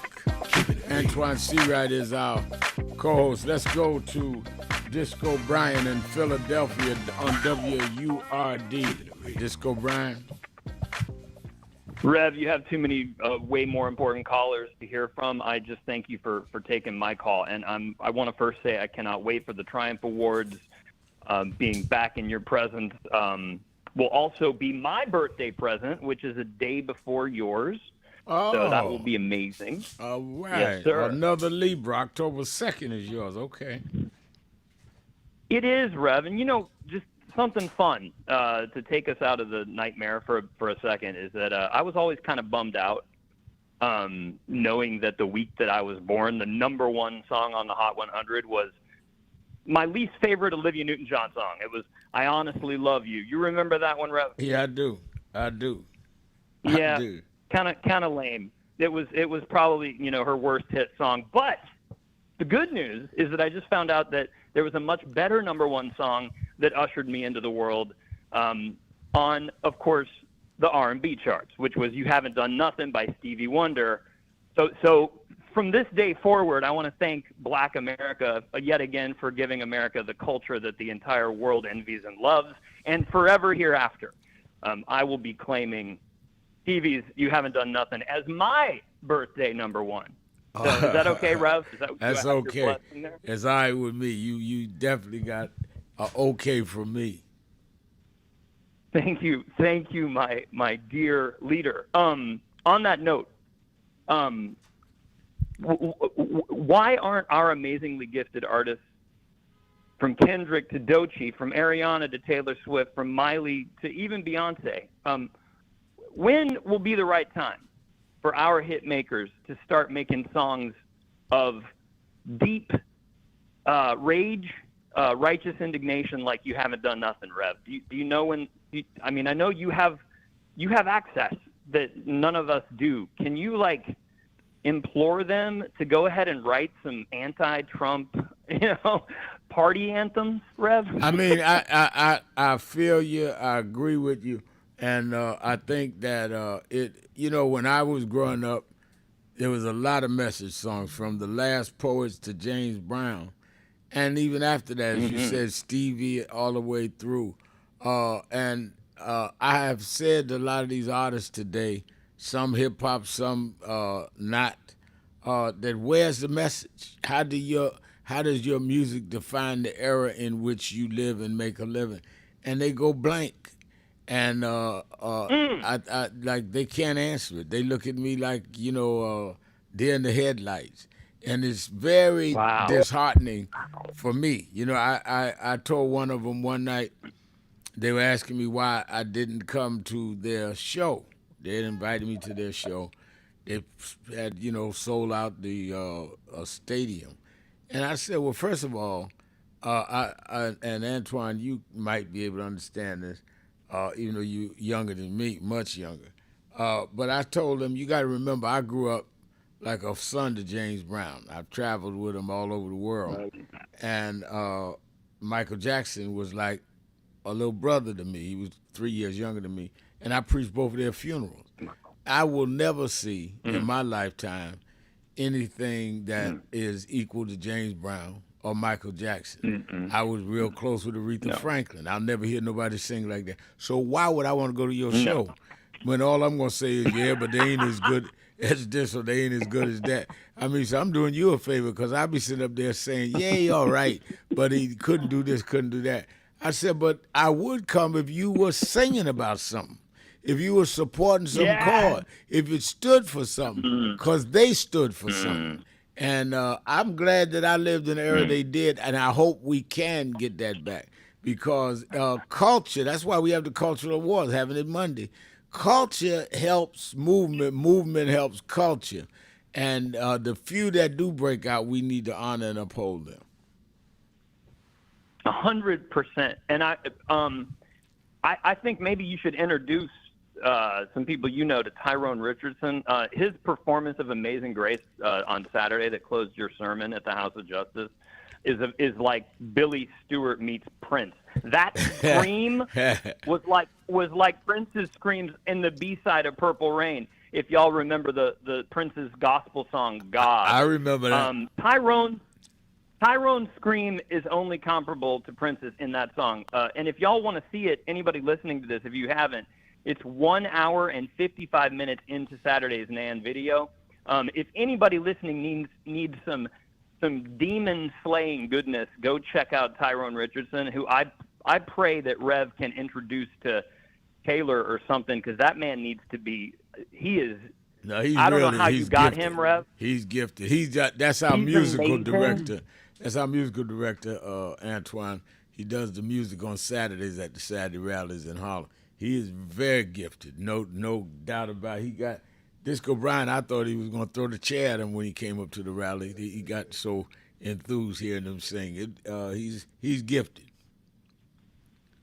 Rev, one more thing. The Nan Choir singer Daniel interviewed me when we pilgrimaged up there a month back, and so it's been an astounding honor to have become a regular feature during the commercial breaks on your video stream. I had no idea that y'all were going to use the interview that I had as a promo for the show and Nan's YouTube channel. So it is the honor of a lifetime to be featured as your hype man, and you're the only person that I could be a hype man in the world right now, because all of my heroes have committed suicide spiritually. So it was, they were filming me and I was telling the truth about the torch that you bear and the rare excellence of this very program, which has become my only consistent media ritual since Rev. Moral clarity is just, nobody does it. And nobody shines a spotlight on your moral clarity the way you do in today's media landscape. And, I'm not going to name names, but I appreciate that. And even rarer still, Rev, are men of your clout and caliber who ever dare to share their spotlight with us, we the people. And so, again, you are a rare gift to humanity. And I'm not saying that to score points, other than when I am at the pearly gates, I pray you can help me get in, because I've been a sinner. All right. Well, thank you for your call, and I appreciate your kind words. Thank you, Rev. Let me ask you this, Antoine. In terms of the mixture of culture and our not only civil rights movement of today, but even our political empowerment movement of today, we saw that when Vice President Kamala Harris, who was here last week, I had a great conversation with her, and I understand they honored her and Governor Westmore Saturday night at the caucus. When you saw Beyonce and a few of the other artists come out and get attacked for it, is it not the responsibility of the community to stand up for those artists, because they did stand up and support Kamala Harris and risk the wrath, and still do, of Donald Trump? So I don't think all artists have decided to bathe in the waters of irrelevance. Them using the most powerful office they can hold, or any person can hold in this country, and that's the office of citizenship, to express themselves and to showcase their passion about issues and people leading on those issues. And that's how I see it. They just happen to be everyday citizens with platforms and have people who follow them for the work they do and who believe in their cause. And so this idea of thinking that because they're artists, that means that they cannot do certain things, I think that's a distraction tactic by some in our community, but mostly those on the right, because what's the difference between Kid Rock supporting Trump and Beyonce supporting Kamala Harris? There is no difference. The difference is Kid Rock doesn't catch hell in his community, but he's praised in his community. But in our community, we try to tamper them down or get mad at them for expressing themselves or expressing their support on issues and people who are leading on issues that impact our community. Let's take a break. Keeping it real. Sharpton, see right. Going right back to the phones. This Hot Button Monday. Be right back.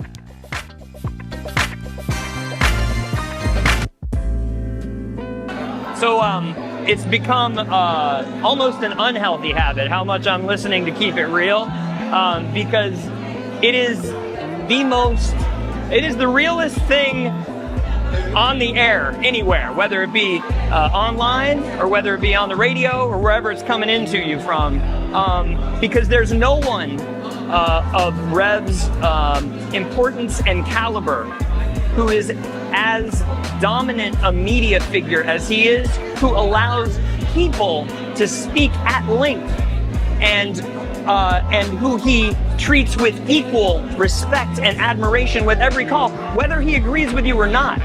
And I'm not gonna throw shade at anybody, but there are a lot of people with big platforms like the Rev has who are afraid to talk to the people and who are afraid that the people will keep it real with them. And he never shies away from anything any of us want to talk to him about. And he doesn't shut you up. It's not a soundbite, it's a conversation. So I would like people in media to learn from this man who is carrying MLK's torch. Don't be afraid of people. Listen to them, respect them, and stand in God and stand in truth. Thank you, Nan. Thank you, Rev. Thank you, everybody who puts this together and sends it out across the world, because we need much more of it. Bless you.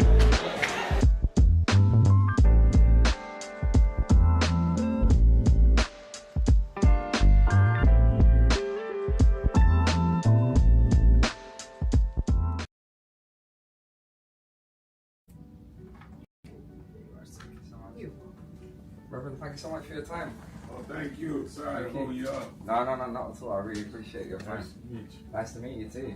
There is a, I don't know if you will remember this, but you came to Parliament in London with Lord Woolley, Simon Woolley. Yeah. Yeah, and you had a round table. Oh yeah. You were in that?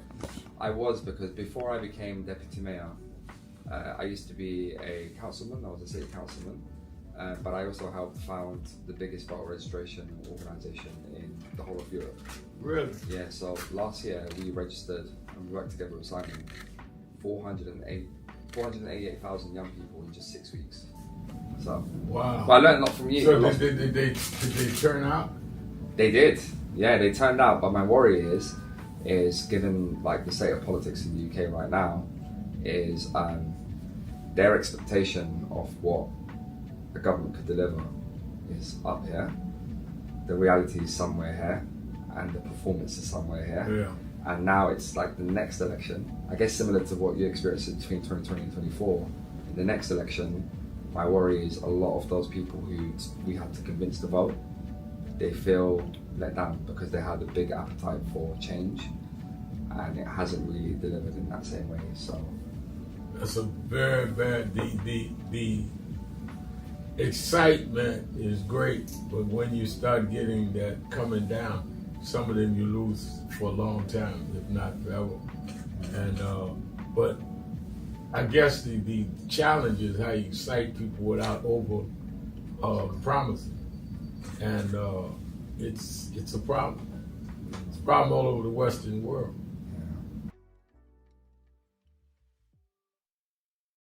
Joining James Brown, Muhammad Ali, and myself now from New York City is the Reverend Al Sharpton. And Mr. Brown, James, I'd like to ask you about this young man, how you came to meet him, and what the National Youth Movement, which he represents, is all about. Tell me something about that.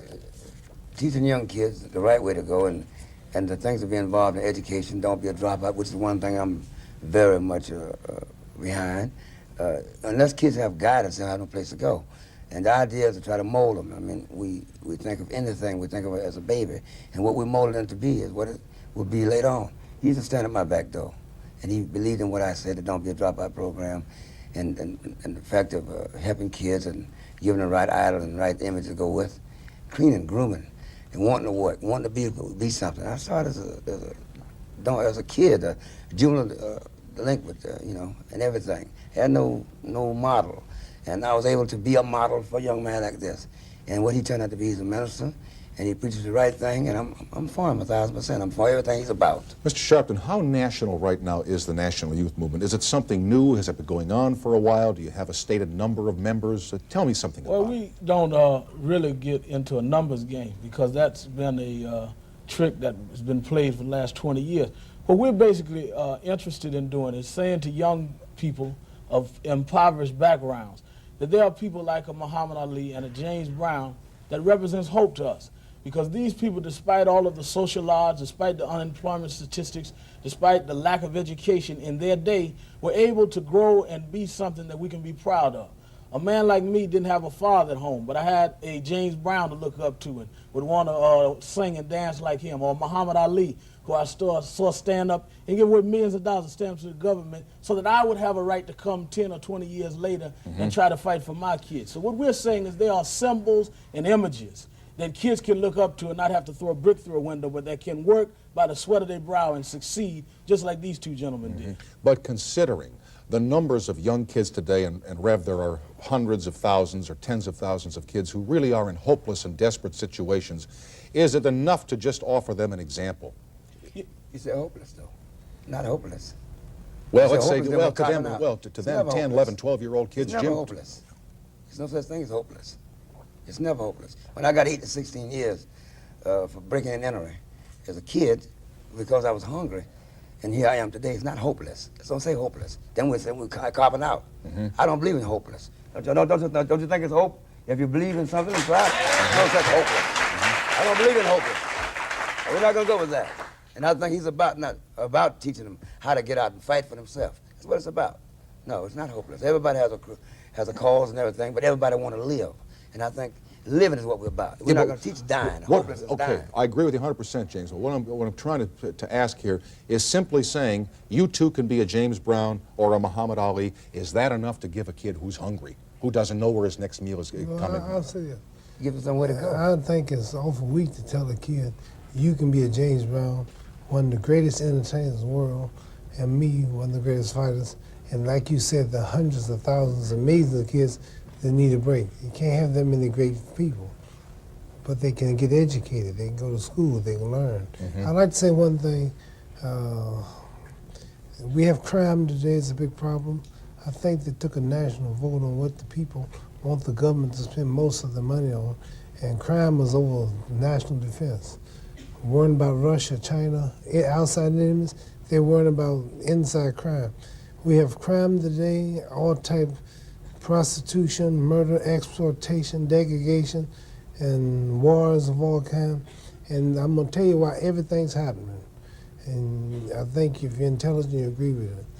If we were riding an airplane and the two pilots died for some reason, is there anybody in this room that can go in the cockpit, pick up the radio, start working it, bring the plane in, depressurize it as it land, and make it, and late at night on a stormy day?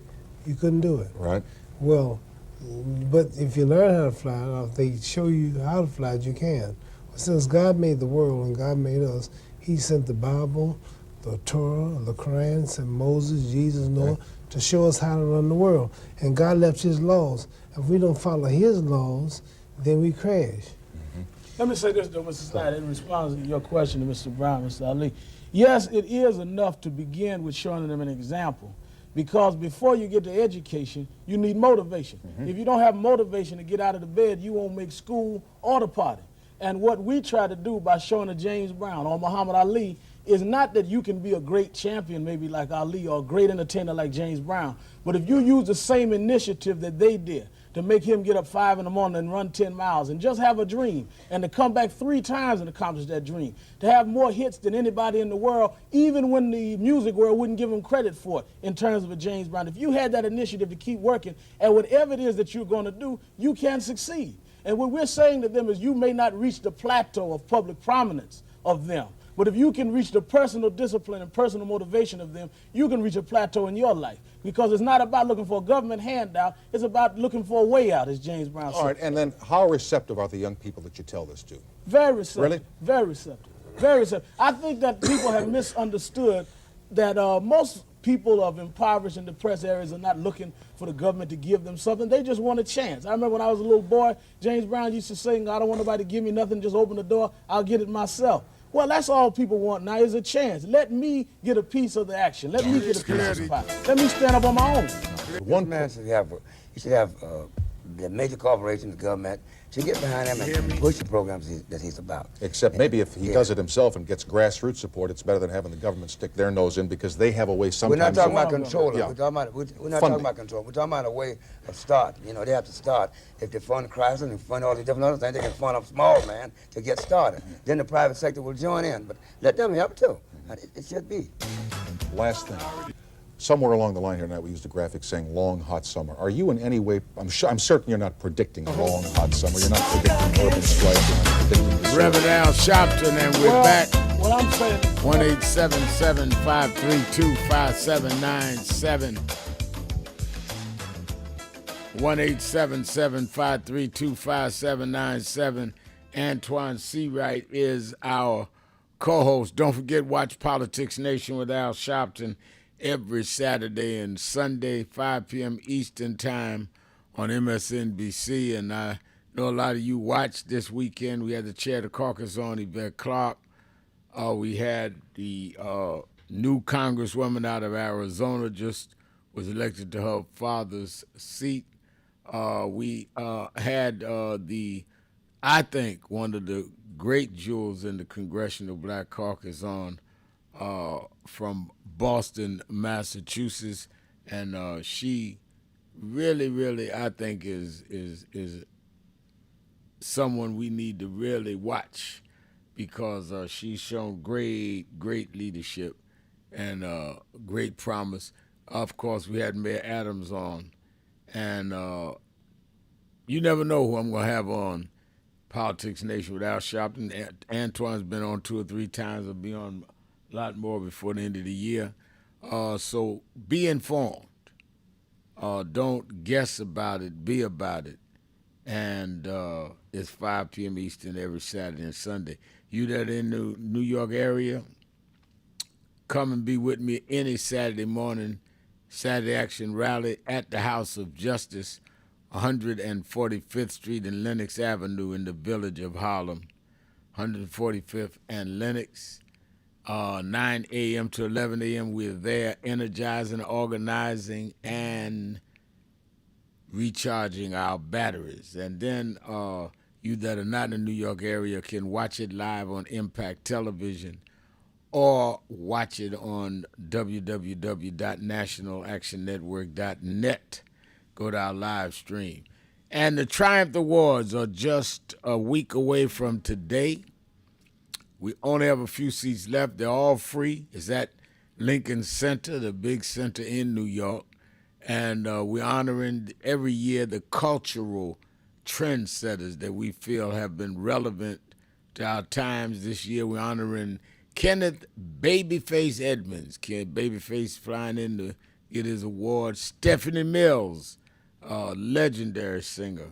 And we're honoring Ari Melba, who is the host of The Beat on MSNBC. His mixture of hip-hop and politics every night on MSNBC is something to see and something to be. I do his show. I'm guesting his show several times a year.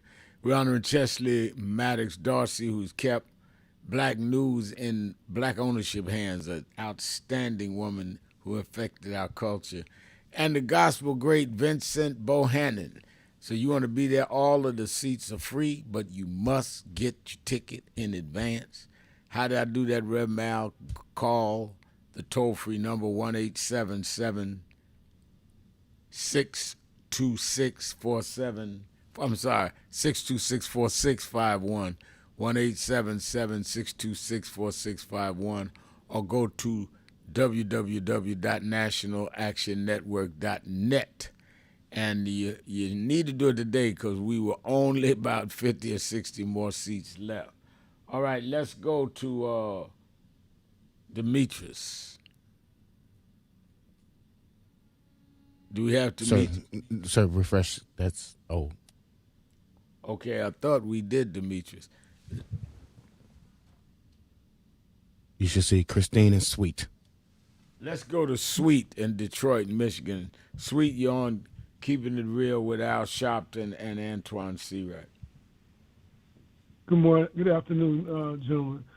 And Rev, I was listening to you. And I'm a constant listener. I'm always tuning in. But you know, Detroit is really a case study on black leadership for a lot of different reasons. But you know, in my mind, if we don't make sure that our generations are literate to the point where they can do the calculus and the chemistry and the physics and STEM in general, science, technology, engineering, and mathematics, the other work, you know, is all we doing is really, and it's not, I'm not downplaying, but we voting for somebody else. And I said Detroit is an example. We got 2 congresspersons representing black people in a city that, you know, at one time we dominated. And it's a shame that when you look at the nurses, you know, you go to the hospitals or you look at the teachers and you look at the skilled trade workers and the workers just in general, they seem to be every ethnicity but black. And I'm not saying that I ain't calling nobody down. I'm looking at for my own because I'm black and I have to look out because our advocates today, you know, they seem to, you know, they seem, because when I go to the meetings, first thing they say, well, that's not on the agenda. Okay, well, how do I get it on the agenda then? Because we have to look at who we got graduating, and if y'all open them doors, you know, to places like, you know, the non-HBCU campuses, and even the HBCU campuses, what are they going to major in? How long would they last? You know, how long would our kids last, let's say, at the school that Colin Powell went to? I think it was at New York City University, one of them. How long would they last if you let them all in there today that graduate and say they did have a 3.5 grade point average? You know, what would they be able to major in? And we got to look at that because like I said, Detroit is a case in point. And I'm not mad at nobody, but I'm just calling it like I see it. In Detroit, we got a big population of Hispanic people from Mexico, wherever. Some of these kids can't even speak English. And they dominating these schools. In Dearborn, where it's basically Arabic, they got one of the best middle schools now, which means in a year or so, they're going to have one of the best high schools. And then when you ask because black women running it, now ask who's running it, when you ask them, well, you know, where our kids at, where our schools at, you know, we got every excuse except a reason why we ain't there. And Detroit should be there. Our high school, we should at least have one high school that's in the top, and that's Cass Tech. You ask one of them Negroes where they went to, well, I went to Cass. Well, Cass should be up there, and it's not. They don't even rank.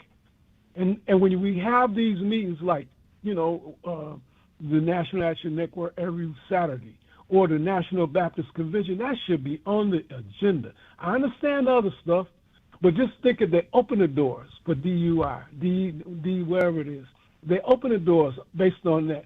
Who's going to walk in there? Where are our kids? Because I don't like that people of color foolishness. I'm not fazed by that at all. Because all that means is, okay, you fighting for everybody else, the Arabics, the Indians, the Middle Easterners, and so it ain't black. And if you mention black, they say you're racist. I don't like that either. Because we don't own the gas stations. We don't own the convenience stores. We don't, you know, we not own them construction crews. If you drive around Philly or New York, Atlanta, Dr. King's home place up Campbellton Road, and if you ask them whether, you know, they got every excuse in the world. And then they opening them up, and doing whatever they want to do in them. And we know what goes on in our community, too. So basically, Rev, what I want to say is we must keep an eye on where our youth is, especially them 6th and 7th graders. And it don't hurt. It don't hurt to ask the schools, hey, how we doing? What was the test scores like this year? Well, what do we need to do to pull them up? Is there anything I could do to help? You know, because we the elders now. Really, I saw you on TV last week when you told them, and you came out with the strong point that Donald Trump really lost China. He lost the fight with China, so then he wanted to run down to Chicago. The people stood up against him, and he ran to Memphis, and we ain't heard no more from him. Every time it's something different. Yeah. Okay? He's a loser in the disguise of a bully, you know. So what basically, Rev, what I want to say is, you know, and I reiterate and I'll hang up, but we got to keep an eye on our youth, especially them 5th, 6th, 7th graders. We got to keep an eye on them. We got to press them. Y'all got to do better than what y'all doing. Because right now, them Hispanic kids coming here, they serious. They serious, and there ain't going to be no grass cutters forever. And when you fighting this people of color foolishness, well, them the people of color you fighting for, fool. All right, thanks a lot, Rev. All right, thank you for your call. Antoine, he talked about, in his comment suite, among other things, he talked about how we are dealing with the tariffs and dealing with the whole question of the sending in the military, sending in the National Guard. I was on Morning Joe this morning. Now he's threatening to send them into Portland, Oregon. Are we seeing this as a distraction because he's going into these cities and states that don't want him, announcing he's going into others that he has not gone in? It seems like a random kind of unthought out kind of plan that no one is clear on what they're being done for other than distractions. And the tariffs that he just, in the middle of the night, I'm going to do 100% tariff on this or that, which is causing inflation. Has there been any way in Washington for anybody to get a rhyme or reason to this, or is it as chaotic as it appears to be? Well, you have to remember, Trumpism is simply chaos, confusion, anger, frustration, and manipulation combined. That's how Donald Trump rode his way to the nomination. That's how he rode his way to the presidency, and that's what his presidency has always been about. And so this throw everything in order to control everything at the news cycle is how he functions. This is a normal function of him because he wants to distract from the high increase in prices of electricity, gas, groceries, goods, etc. He doesn't want to address the fact that he is a walking and talking liability politically for his party in terms of his poll numbers, his lack of policy agenda. He also does not want to be accountable for the role his administration is playing in terms of dismissing the concerns of working class Americans, the people he promised he was going to bring into economic hardship. So we saw this with the fake proposal about Chicago. We saw this about Los Angeles. We saw the smokescreen about Washington, D.C.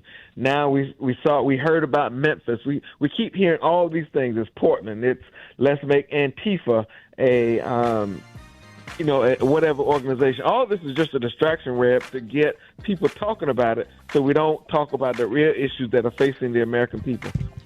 Let's take a break. Be right back. Keeping it real.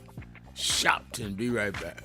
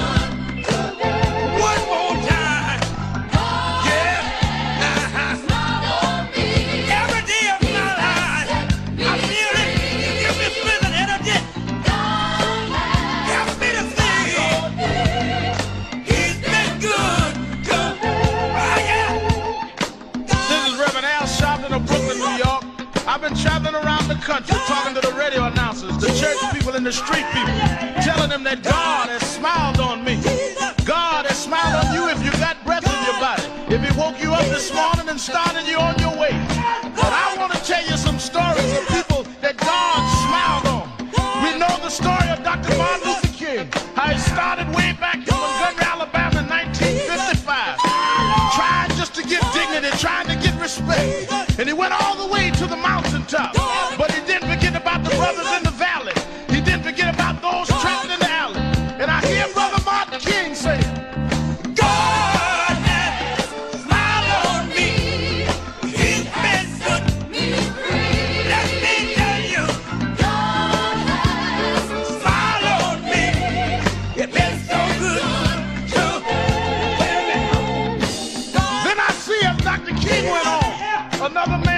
to the forefront by the name of John F. Kennedy, who rose up and said, let's not stand back. Let's not wait for a handout. Let's wait for a way out. He said, ask not what your country can do for you, but what you can do for your country. He said, don't us gravel and don't us moan, because God done smile on us. Let me say it. God has smiled on me. He has set me free. Let me say it. Yeah. One more time. I want to say this song. I'll say God has smiled on me. He has set me free.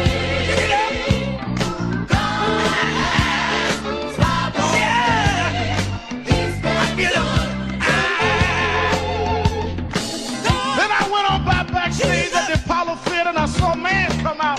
They call him the King of Soul, James Brown. And James Brown said, Reverend, don't you worry. I started out as a shoe shine boy.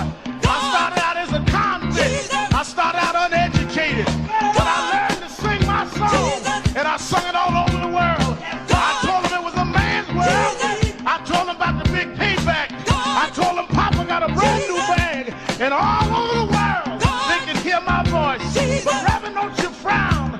Don't you bow your head. Tell him what you told me, Brother Brown. I said, God has smiled on me. He has set me free. Yeah. He has set me free. God smiled on me. It's been so good to me.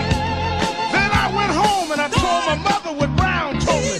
And she said, son, even though we don't have much, we don't need relief. All we need is belief.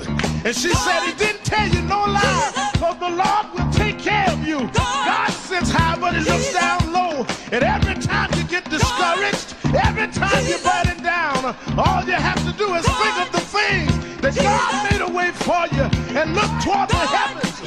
Lift your eyes to the hills and say, God, God, God, don't smile on me. Now then, the God has smiled on me. He has set me free. God has smiled on me. That has been so good to me. Yes, he has. I said, God smiled on me. He has set me free. And I know all over the country, smile on me. We need jobs. We need a way to make it. We need help. We need jobs. We need a way to make some money to feed our families and raise our bread. We need a way to survive, so we don't need crime as a survival kit. We just need a little bit. But don't give the hope up. Don't lose the faith, because God will smile on you. God will give you the strength. God will make a way for you. Adam Great Power said, keep the faith. Keep the faith, baby. I hear Robert Kennedy saying that it's not the dream of, but it's the dream that'll live on forever. Just know that God will smile on you. Dr. King had a dream. Dr. King said, I went to the mountaintop, but I didn't stop there. I looked over and saw the promised land. I hear Brother Malcolm saying, don't sit on the stoop. Stand up and be a man. Respect yourself. Be somebody. Then I hear the brothers in the Hispanic community say, I'm going to stand up and be a man. I'm going to do the best I can. I had a reaper say, I don't care what time you come home, but just give me some respect when you get there. Lord, now God has smiled on me. He has set me free. God smiled on me. It's been so good to me. Sit down. And as we move on in history, let us remember that if we look to God, God has the answer to all of our problems. God is still the same God he was years ago, and we can still make it. We can still hold on like Frederick Douglass did. We can still keep him on like Martin Luther King did. We can still ride on the way everyone that made it did. They didn't have much, but they had a whole lot of faith. They didn't have money, but they had a lot of determination. We know that God will look out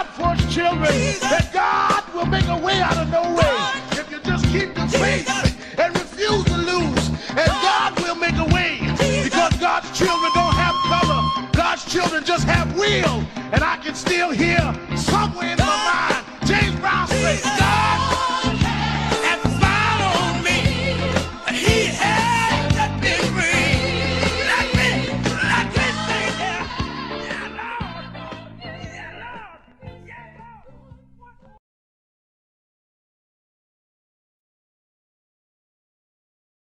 Lord. Reverend Al Sharpton, and we're back.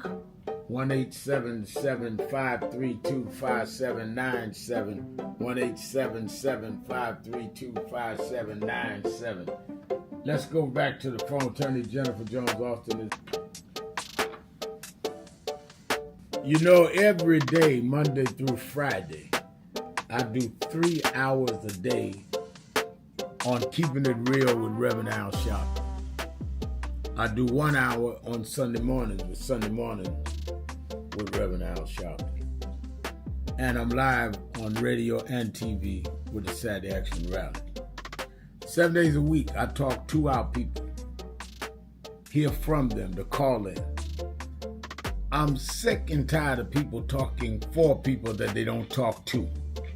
So go on www.nationalactionnetwork.net. Listen to my show, call in, express your opinion. You don't have to agree with me. But let's start talking to each other rather than about each other and lecturing at each other. Let's keep it real with Sharpton.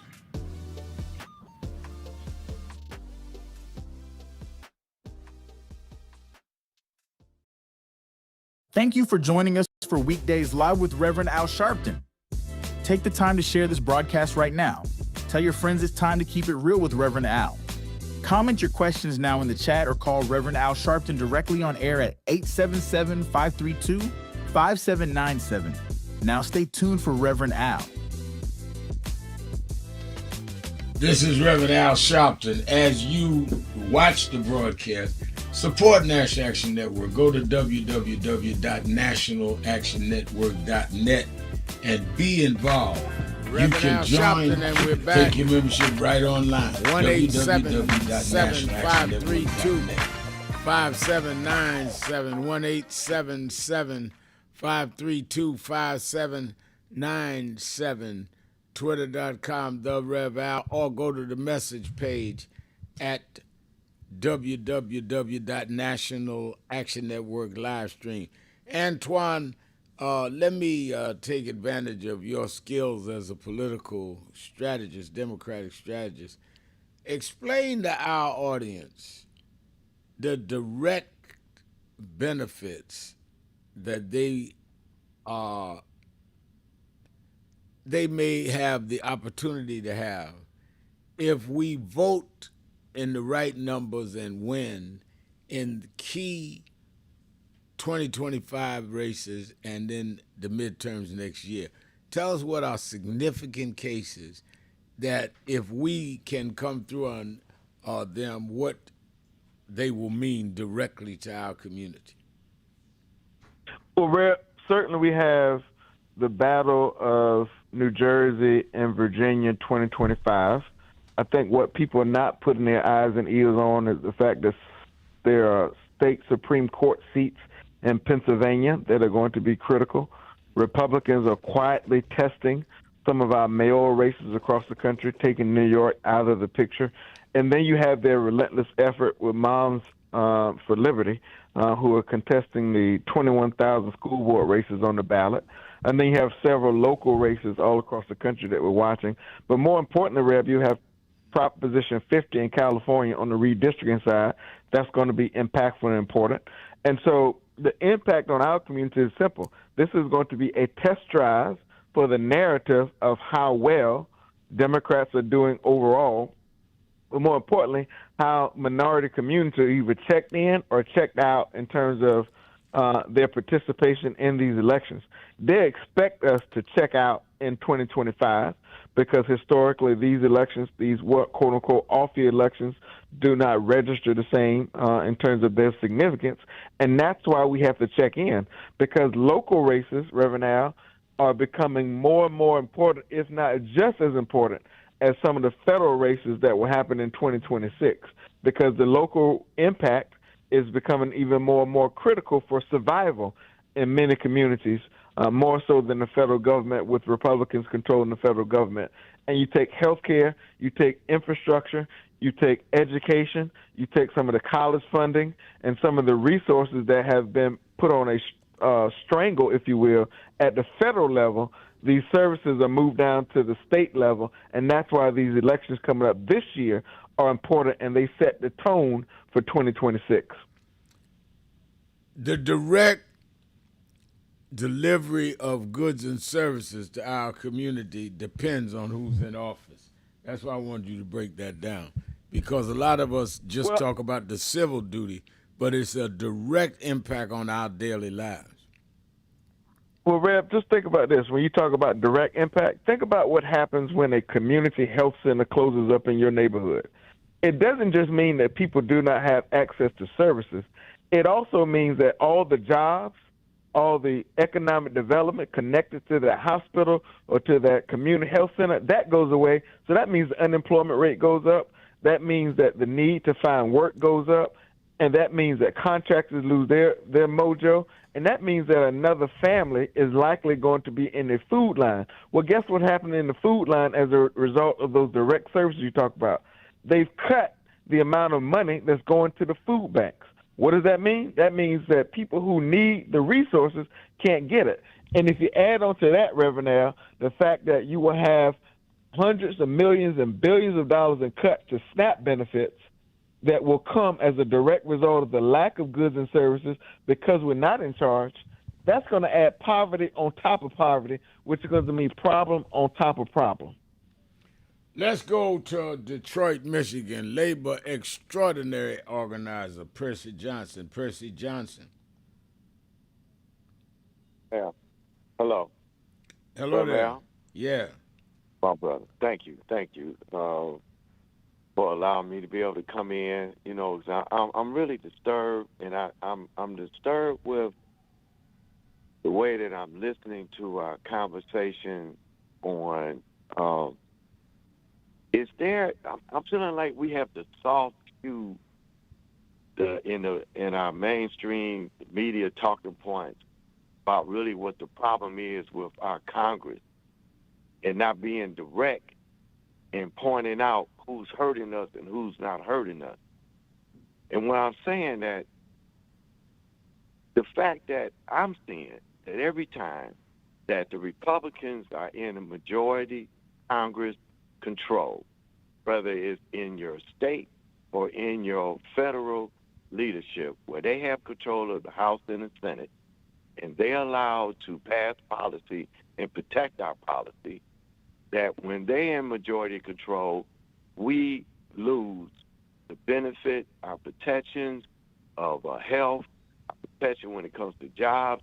They always talking about lowering taxes, but yet when they do that, a lot of people lose their jobs, they lose their benefits, and yet when the Democrats are in majority Congress power, we at least get some policies that we're concerned about and protections that we get.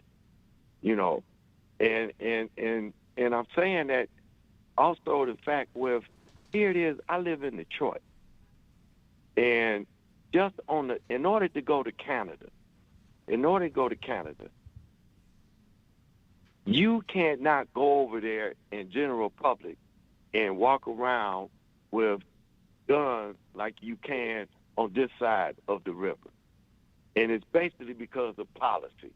The fact that they have policies in place that you cannot walk around the general public with guns that can harm somebody while you're in the general public. Now, you allowed to have your gun in your house, and you're allowed to have your gun when you're going hunting. But the fact that, and I'm going back to when Republicans are in majority control, they aren't doing anything to protect us when it comes to guns, and they're taking away a lot of our health benefits and jobs. I mean, am I like out of the box thinking? And I can't understand why when people talk, they want to say, well, Congress is hurting us, instead of distinctly saying the Republican majority has done more harm to the people in our country than they have when they got the majority and they helped us with policy. Do you think that well, let's take a break. I'll ask you another side of the break. Keeping it real. Sharpton. Be right back. We all hear the radio ads about the IRS. They tell you to be afraid, to be scared, and they try to frighten you into calling. I'm not here to do that. Tax Relief Advocates is different. TRA is here to tell you that if you...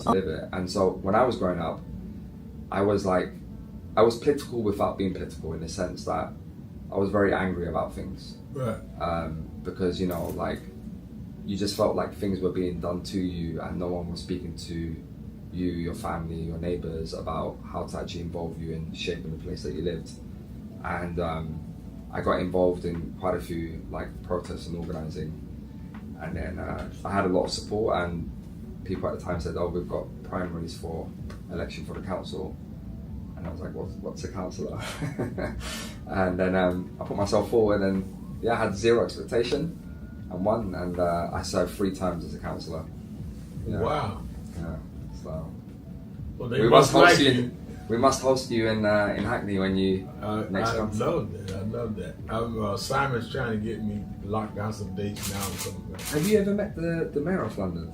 Yeah, he did a television show that I was sitting in for a guy, because he wasn't my show, and we met and talked. He said that he knew a lot of what we were doing over here. He says he knows me. I mean, you've inspired so many of us around. That's the message I wanted to bring to you, which is, I know the work you do is predominantly around sort of the US, and to give marginalized voices a sense of power and a sense of a voice. But also, all of us in the UK and in London, we look to you to get our inspiration. And certainly for the mayor, we'd love to host you. I will do it. I'd love it. I mean, I think one of the things that it'd be good to, I guess I would want this inspiration from you is you've been through, you've seen it all, and you've been through much more worse than what we've seen in the UK. And as you're saying, I think all of the things that we thought we were advancing on, whether it's around gender equality, racial justice, climate action, I think in the last few years, all of that is now going backwards, right? And for me, it's one of the things that I've learned now thinking through this is, even when you're winning, you never take your foot off the pedal of the gas. And it's as you were saying, it's I'll be very keen to get your thoughts on, what is the message we can take back to... I think that if we study history, it's always one step forward and they're going to push back. I think that part of the naivety that a lot of activists, elected or unelected, is they think that if we do this one piece of legislation or get this one thing through, that we won. No, you had a temporary victory, but there's going to always be forces against you. So I think you have to set in your mind very young that this is going to be a lifetime struggle, and it's never going to be over. But history should record I was on the right side, and I did everything. I did my side, because history's ongoing. The example I use here a lot to people in my organization, to the young people, and is that for 246 years we were slaves, African American. Then we got the Emancipation Proclamation. Walk off the plantation. 246 years unpaid, against the law to read and write. Don't know where your family is because we're sold to different states. Somehow they put it together, and they started building their churches and their businesses and all. And by Lincoln starting the Reconstruction, 12 years Reconstruction, put 22 people into Congress. But Lincoln gets killed. His vice president takes over, who was a racist. And they reversed all that. We went through 100 years of lynchings by law.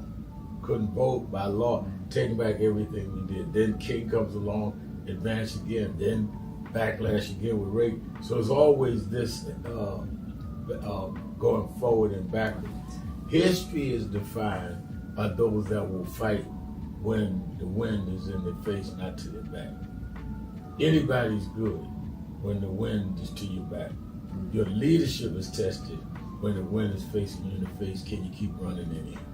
And that's what separates the Gandhis and the Mandelas and the Kings from history, and those that had their moment in the sun, but we never hear from again because they couldn't take with the backlash. And like right now, a few years ago, there are a lot of young activists, George Floyd, all of that. We have a young man in the studio who I think is an astounding young brother because of his youth. He's only 19 years old and he's accomplished a lot, and he's here to make a presentation to James Brown, and we'd like to welcome him warmly. His name is Al Sharpton. How about it for Al Sharpton? Al is the national director of the National Youth Movement Incorporated. Right, Al? That's right. And what do we have here? Well, we come to break tradition. We know that in the recording industry that they give a gold record to those that achieve a million seller. But we view your million seller payback as a black record because it is relevant and says many of the things that young blacks have tried to say and could not musically express in our own little way. And we feel the payback is sort of like the theme song of Young Black America in 1974. Yeah.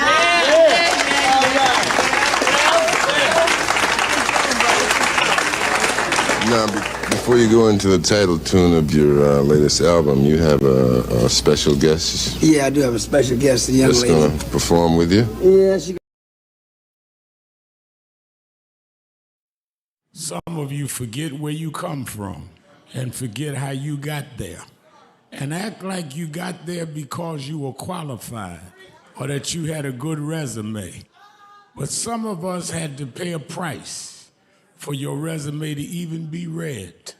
Some of us had to take nights in jails and licks upside the head or shut out of boardrooms like Byron so you could walk down red carpets and act like you got there by yourself. So I received this award with a special, special place in my heart and on my shelf because I'm getting it from a freedom fighter who never forgot where he came from and how he got there.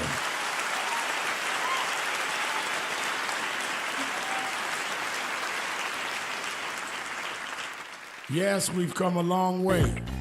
We've had I am your host, President, and now Reverend Al Sharpton. Antoine Seawright is our co-host, as he is every Monday to kick off the week, get our heads right. Let's go back to Percy Johnson, labor organizer in Detroit, Michigan. Percy. Yeah, so let me get clarity. You know, it seems like I do have 2 points. One about the guns and then one about when Republicans, Congress have the majority, whether it's in your state or in your national leadership, that they're always talking about doing this tax break, but yet they want to take away our benefit to give us the tax break. And it hurts the working man, also and it helps the working man. It's like, so I was in Lansing last week. We were there because we also have a deadline of a budget being completed by October the 1st in the state of Michigan, and we have the Republican House majority in the House, and their budget plan is to take away at least $7,000 annually from our health department for some of our people that are in employment of doing healthcare work. Now, what family or what person, individual, can afford to lose $7,000 a year and thinking like that's going to help them by giving them a tax cut, a pay cut, just to help them get a tax break, man? You know, that it doesn't add up. And then we're looking at our federal leadership when it comes to Republican majority power. The stuff that Trump is doing, if we had a Democrat majority in the House and the Senate, he wouldn't be doing what he's doing. So it's very obvious that Republicans majority Congress hurt the American people, but yet our news media and our talking heads, they keep just saying Congress is hurting us instead of being distinctly blunt with saying, I'm like, do we have to soft shoe the conversation where we can't outright say that the Republican majority hurt the American people and help them? Antoine?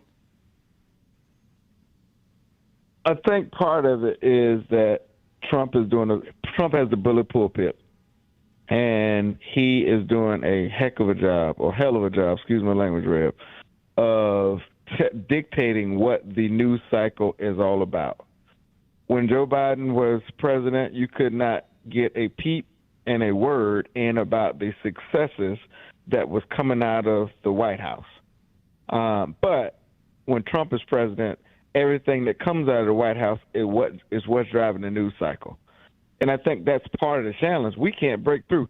For an example, I know because I put these together. Every day last week and through the weekend, Leader Jeffries has had media availability with cameras and press there, at least 8 different cameras and news outlets at each one of them talking about the shutdown, what it means, and what the Democratic position is and what we're fighting for. Yet, how many times over the weekend or last week did you see coverage of that press conference, what he said or what took place or what the Democratic position is? And it goes to show you how they've done a good job of not only controlling the news cycle, but also controlling the algorithms on social media so that certain news does not get to certain people. And I think that's why it's so important for me to be here on Mondays and what Reb does 7 days a week and other outlets where we get our information to make certain that we're putting out the needed and necessary information so our people can understand it. But we've also got to have additional voices on the choir singing the same tune just as loud so we can flood the zone with the things we know is important out there.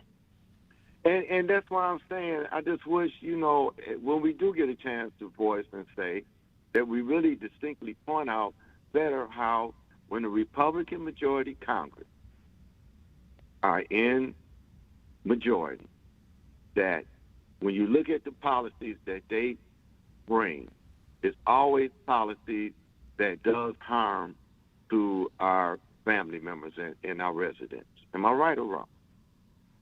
Am I saying something over the top? No, you're spot on. Except that doesn't always the news cycle doesn't always give us a chance to. But I think your point is we as Democrats and those with platforms and voices have to do a better job of calling out the differences between the two parties. And I totally agree with that. If there's one thing this cycle has taught us is we've got to be more aggressive in separating ourselves from them. And stop just saying Congress. Because I'm listening to at Ramel, I was listening to some of the people that you had on your show. And the lady was saying Congress, Congress. No, it's the Republican Congress. You got to put that part in. Right. It's the Republican Congress that's doing the harm to us. And speak on how the very few, so how many years did we really only had a Democrat majority Congress in D.C.? I don't think it was over 2 years at a time, was it? And then the 2 years that we did have it, we actually put in some policies that made a difference to lifting people up and giving them benefits. And then with this gun thing, Reverend Al, like I said, now here it is over in Canada, man. We don't hear the stories of like we just heard what happened to us in Michigan yesterday. We don't hear them kind of stories because as soon as you get ready to go over there, we got several crossings to get into Canada. Anytime you come in from anywhere to get into Canada, the first thing they ask you at that borderline, do you have a gun? Right. And if you got a gun, you cannot bring it in Canada. And that is the big reason why they're not challenged with the shootings that we're having in our country. And not only that, Canada, even if you want to fall in, it's a mental problem. Like we keep saying, well, Canada also has their citizens being able to walk in, get the medical assistance that they need to get to keep themselves healthy. So, that's another thing they're doing. So, we're looking at bluntly what works and what doesn't work, and we look at bluntly at the party that don't want us to have health care and the party that does want us to have health care. to be able to take care of our families and our loved ones. It's boldly, bluntly in our face. And we need to talk more and more about that for me. I think you're right. Thank you for your call on our message page. Marion West replying to Evangelist Ramsey. Evangelist Ramsey, one of my favorite activists, says, amen to you. Leslie Jennings is saying Minority Leader Hakeem Jeffries is standing firm and on the right side of history. Leslie saying that. And I see Happiness Donuts saying, I am fond of Mr. Jeffries and his brother. Antoine, I think that a lot of people around the country have noticed the kind of solid stand that it appears so far that Hakeem Jeffries is taking, and Schumer, who got a lot of flack last time. You know, and Hakeem, as he was on the show 2 or 3 weeks ago, I give him grief about the whole signing of the declaration or resolution around Charlie Kirk, but he is usually, and I'm talking about 95% of the time, on the right side and firm. And explain really quickly, I know we're out of time, how difficult it is to become the minority leader to get all of those Democrats to agree on you being the leader and the balancing you have to do to maintain that position.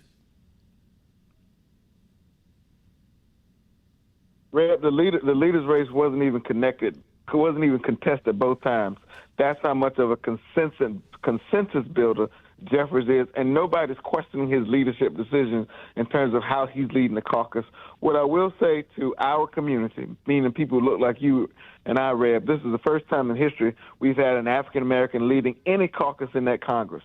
But he's not the chair of the CBC, nor is he the leader of black people in the Congress. He's the leader of the House Democratic Caucus. All of that them. Means every Democrat in Congress. That's right. So his job is to make certain that on any given day we get to 218 votes, which gives us the majority in the United States Congress. So he can't take some of the votes that he would normally take as a regular member of Congress or as a traditional member of Congress, because it can immediately become a liability for those in swing seats, and then that causes us to lose the overall election in November next year. So give him the ability to lead, trust his leadership decisions, and at the end of the day, know that when we get to 218 in the majority, for the first time ever, we will have an African-American leading that fight. I think that is where our patience and giving him some breathing room as a community is a must, not a plus. Absolutely right. Do we have time for one more? No, that's all, sir. I got to go. We're out of time. Well, I'll call me tomorrow. Lightning Rod, Golden Nugget, Christine, all of you that been holding on for the show. I'll be here tomorrow looking for your call. And let me thank Antoine Seawright. Let me thank all of you that called in, listened in, you that called in and couldn't get through, but hung in there anyhow. Remember, whatever you do, wherever you go, however you feel, tell somebody, tell anybody, tell everybody. Reverend Al told you personally, keep it real. Keep it real. Keep it real. Talk to you tomorrow. Can you pick a pull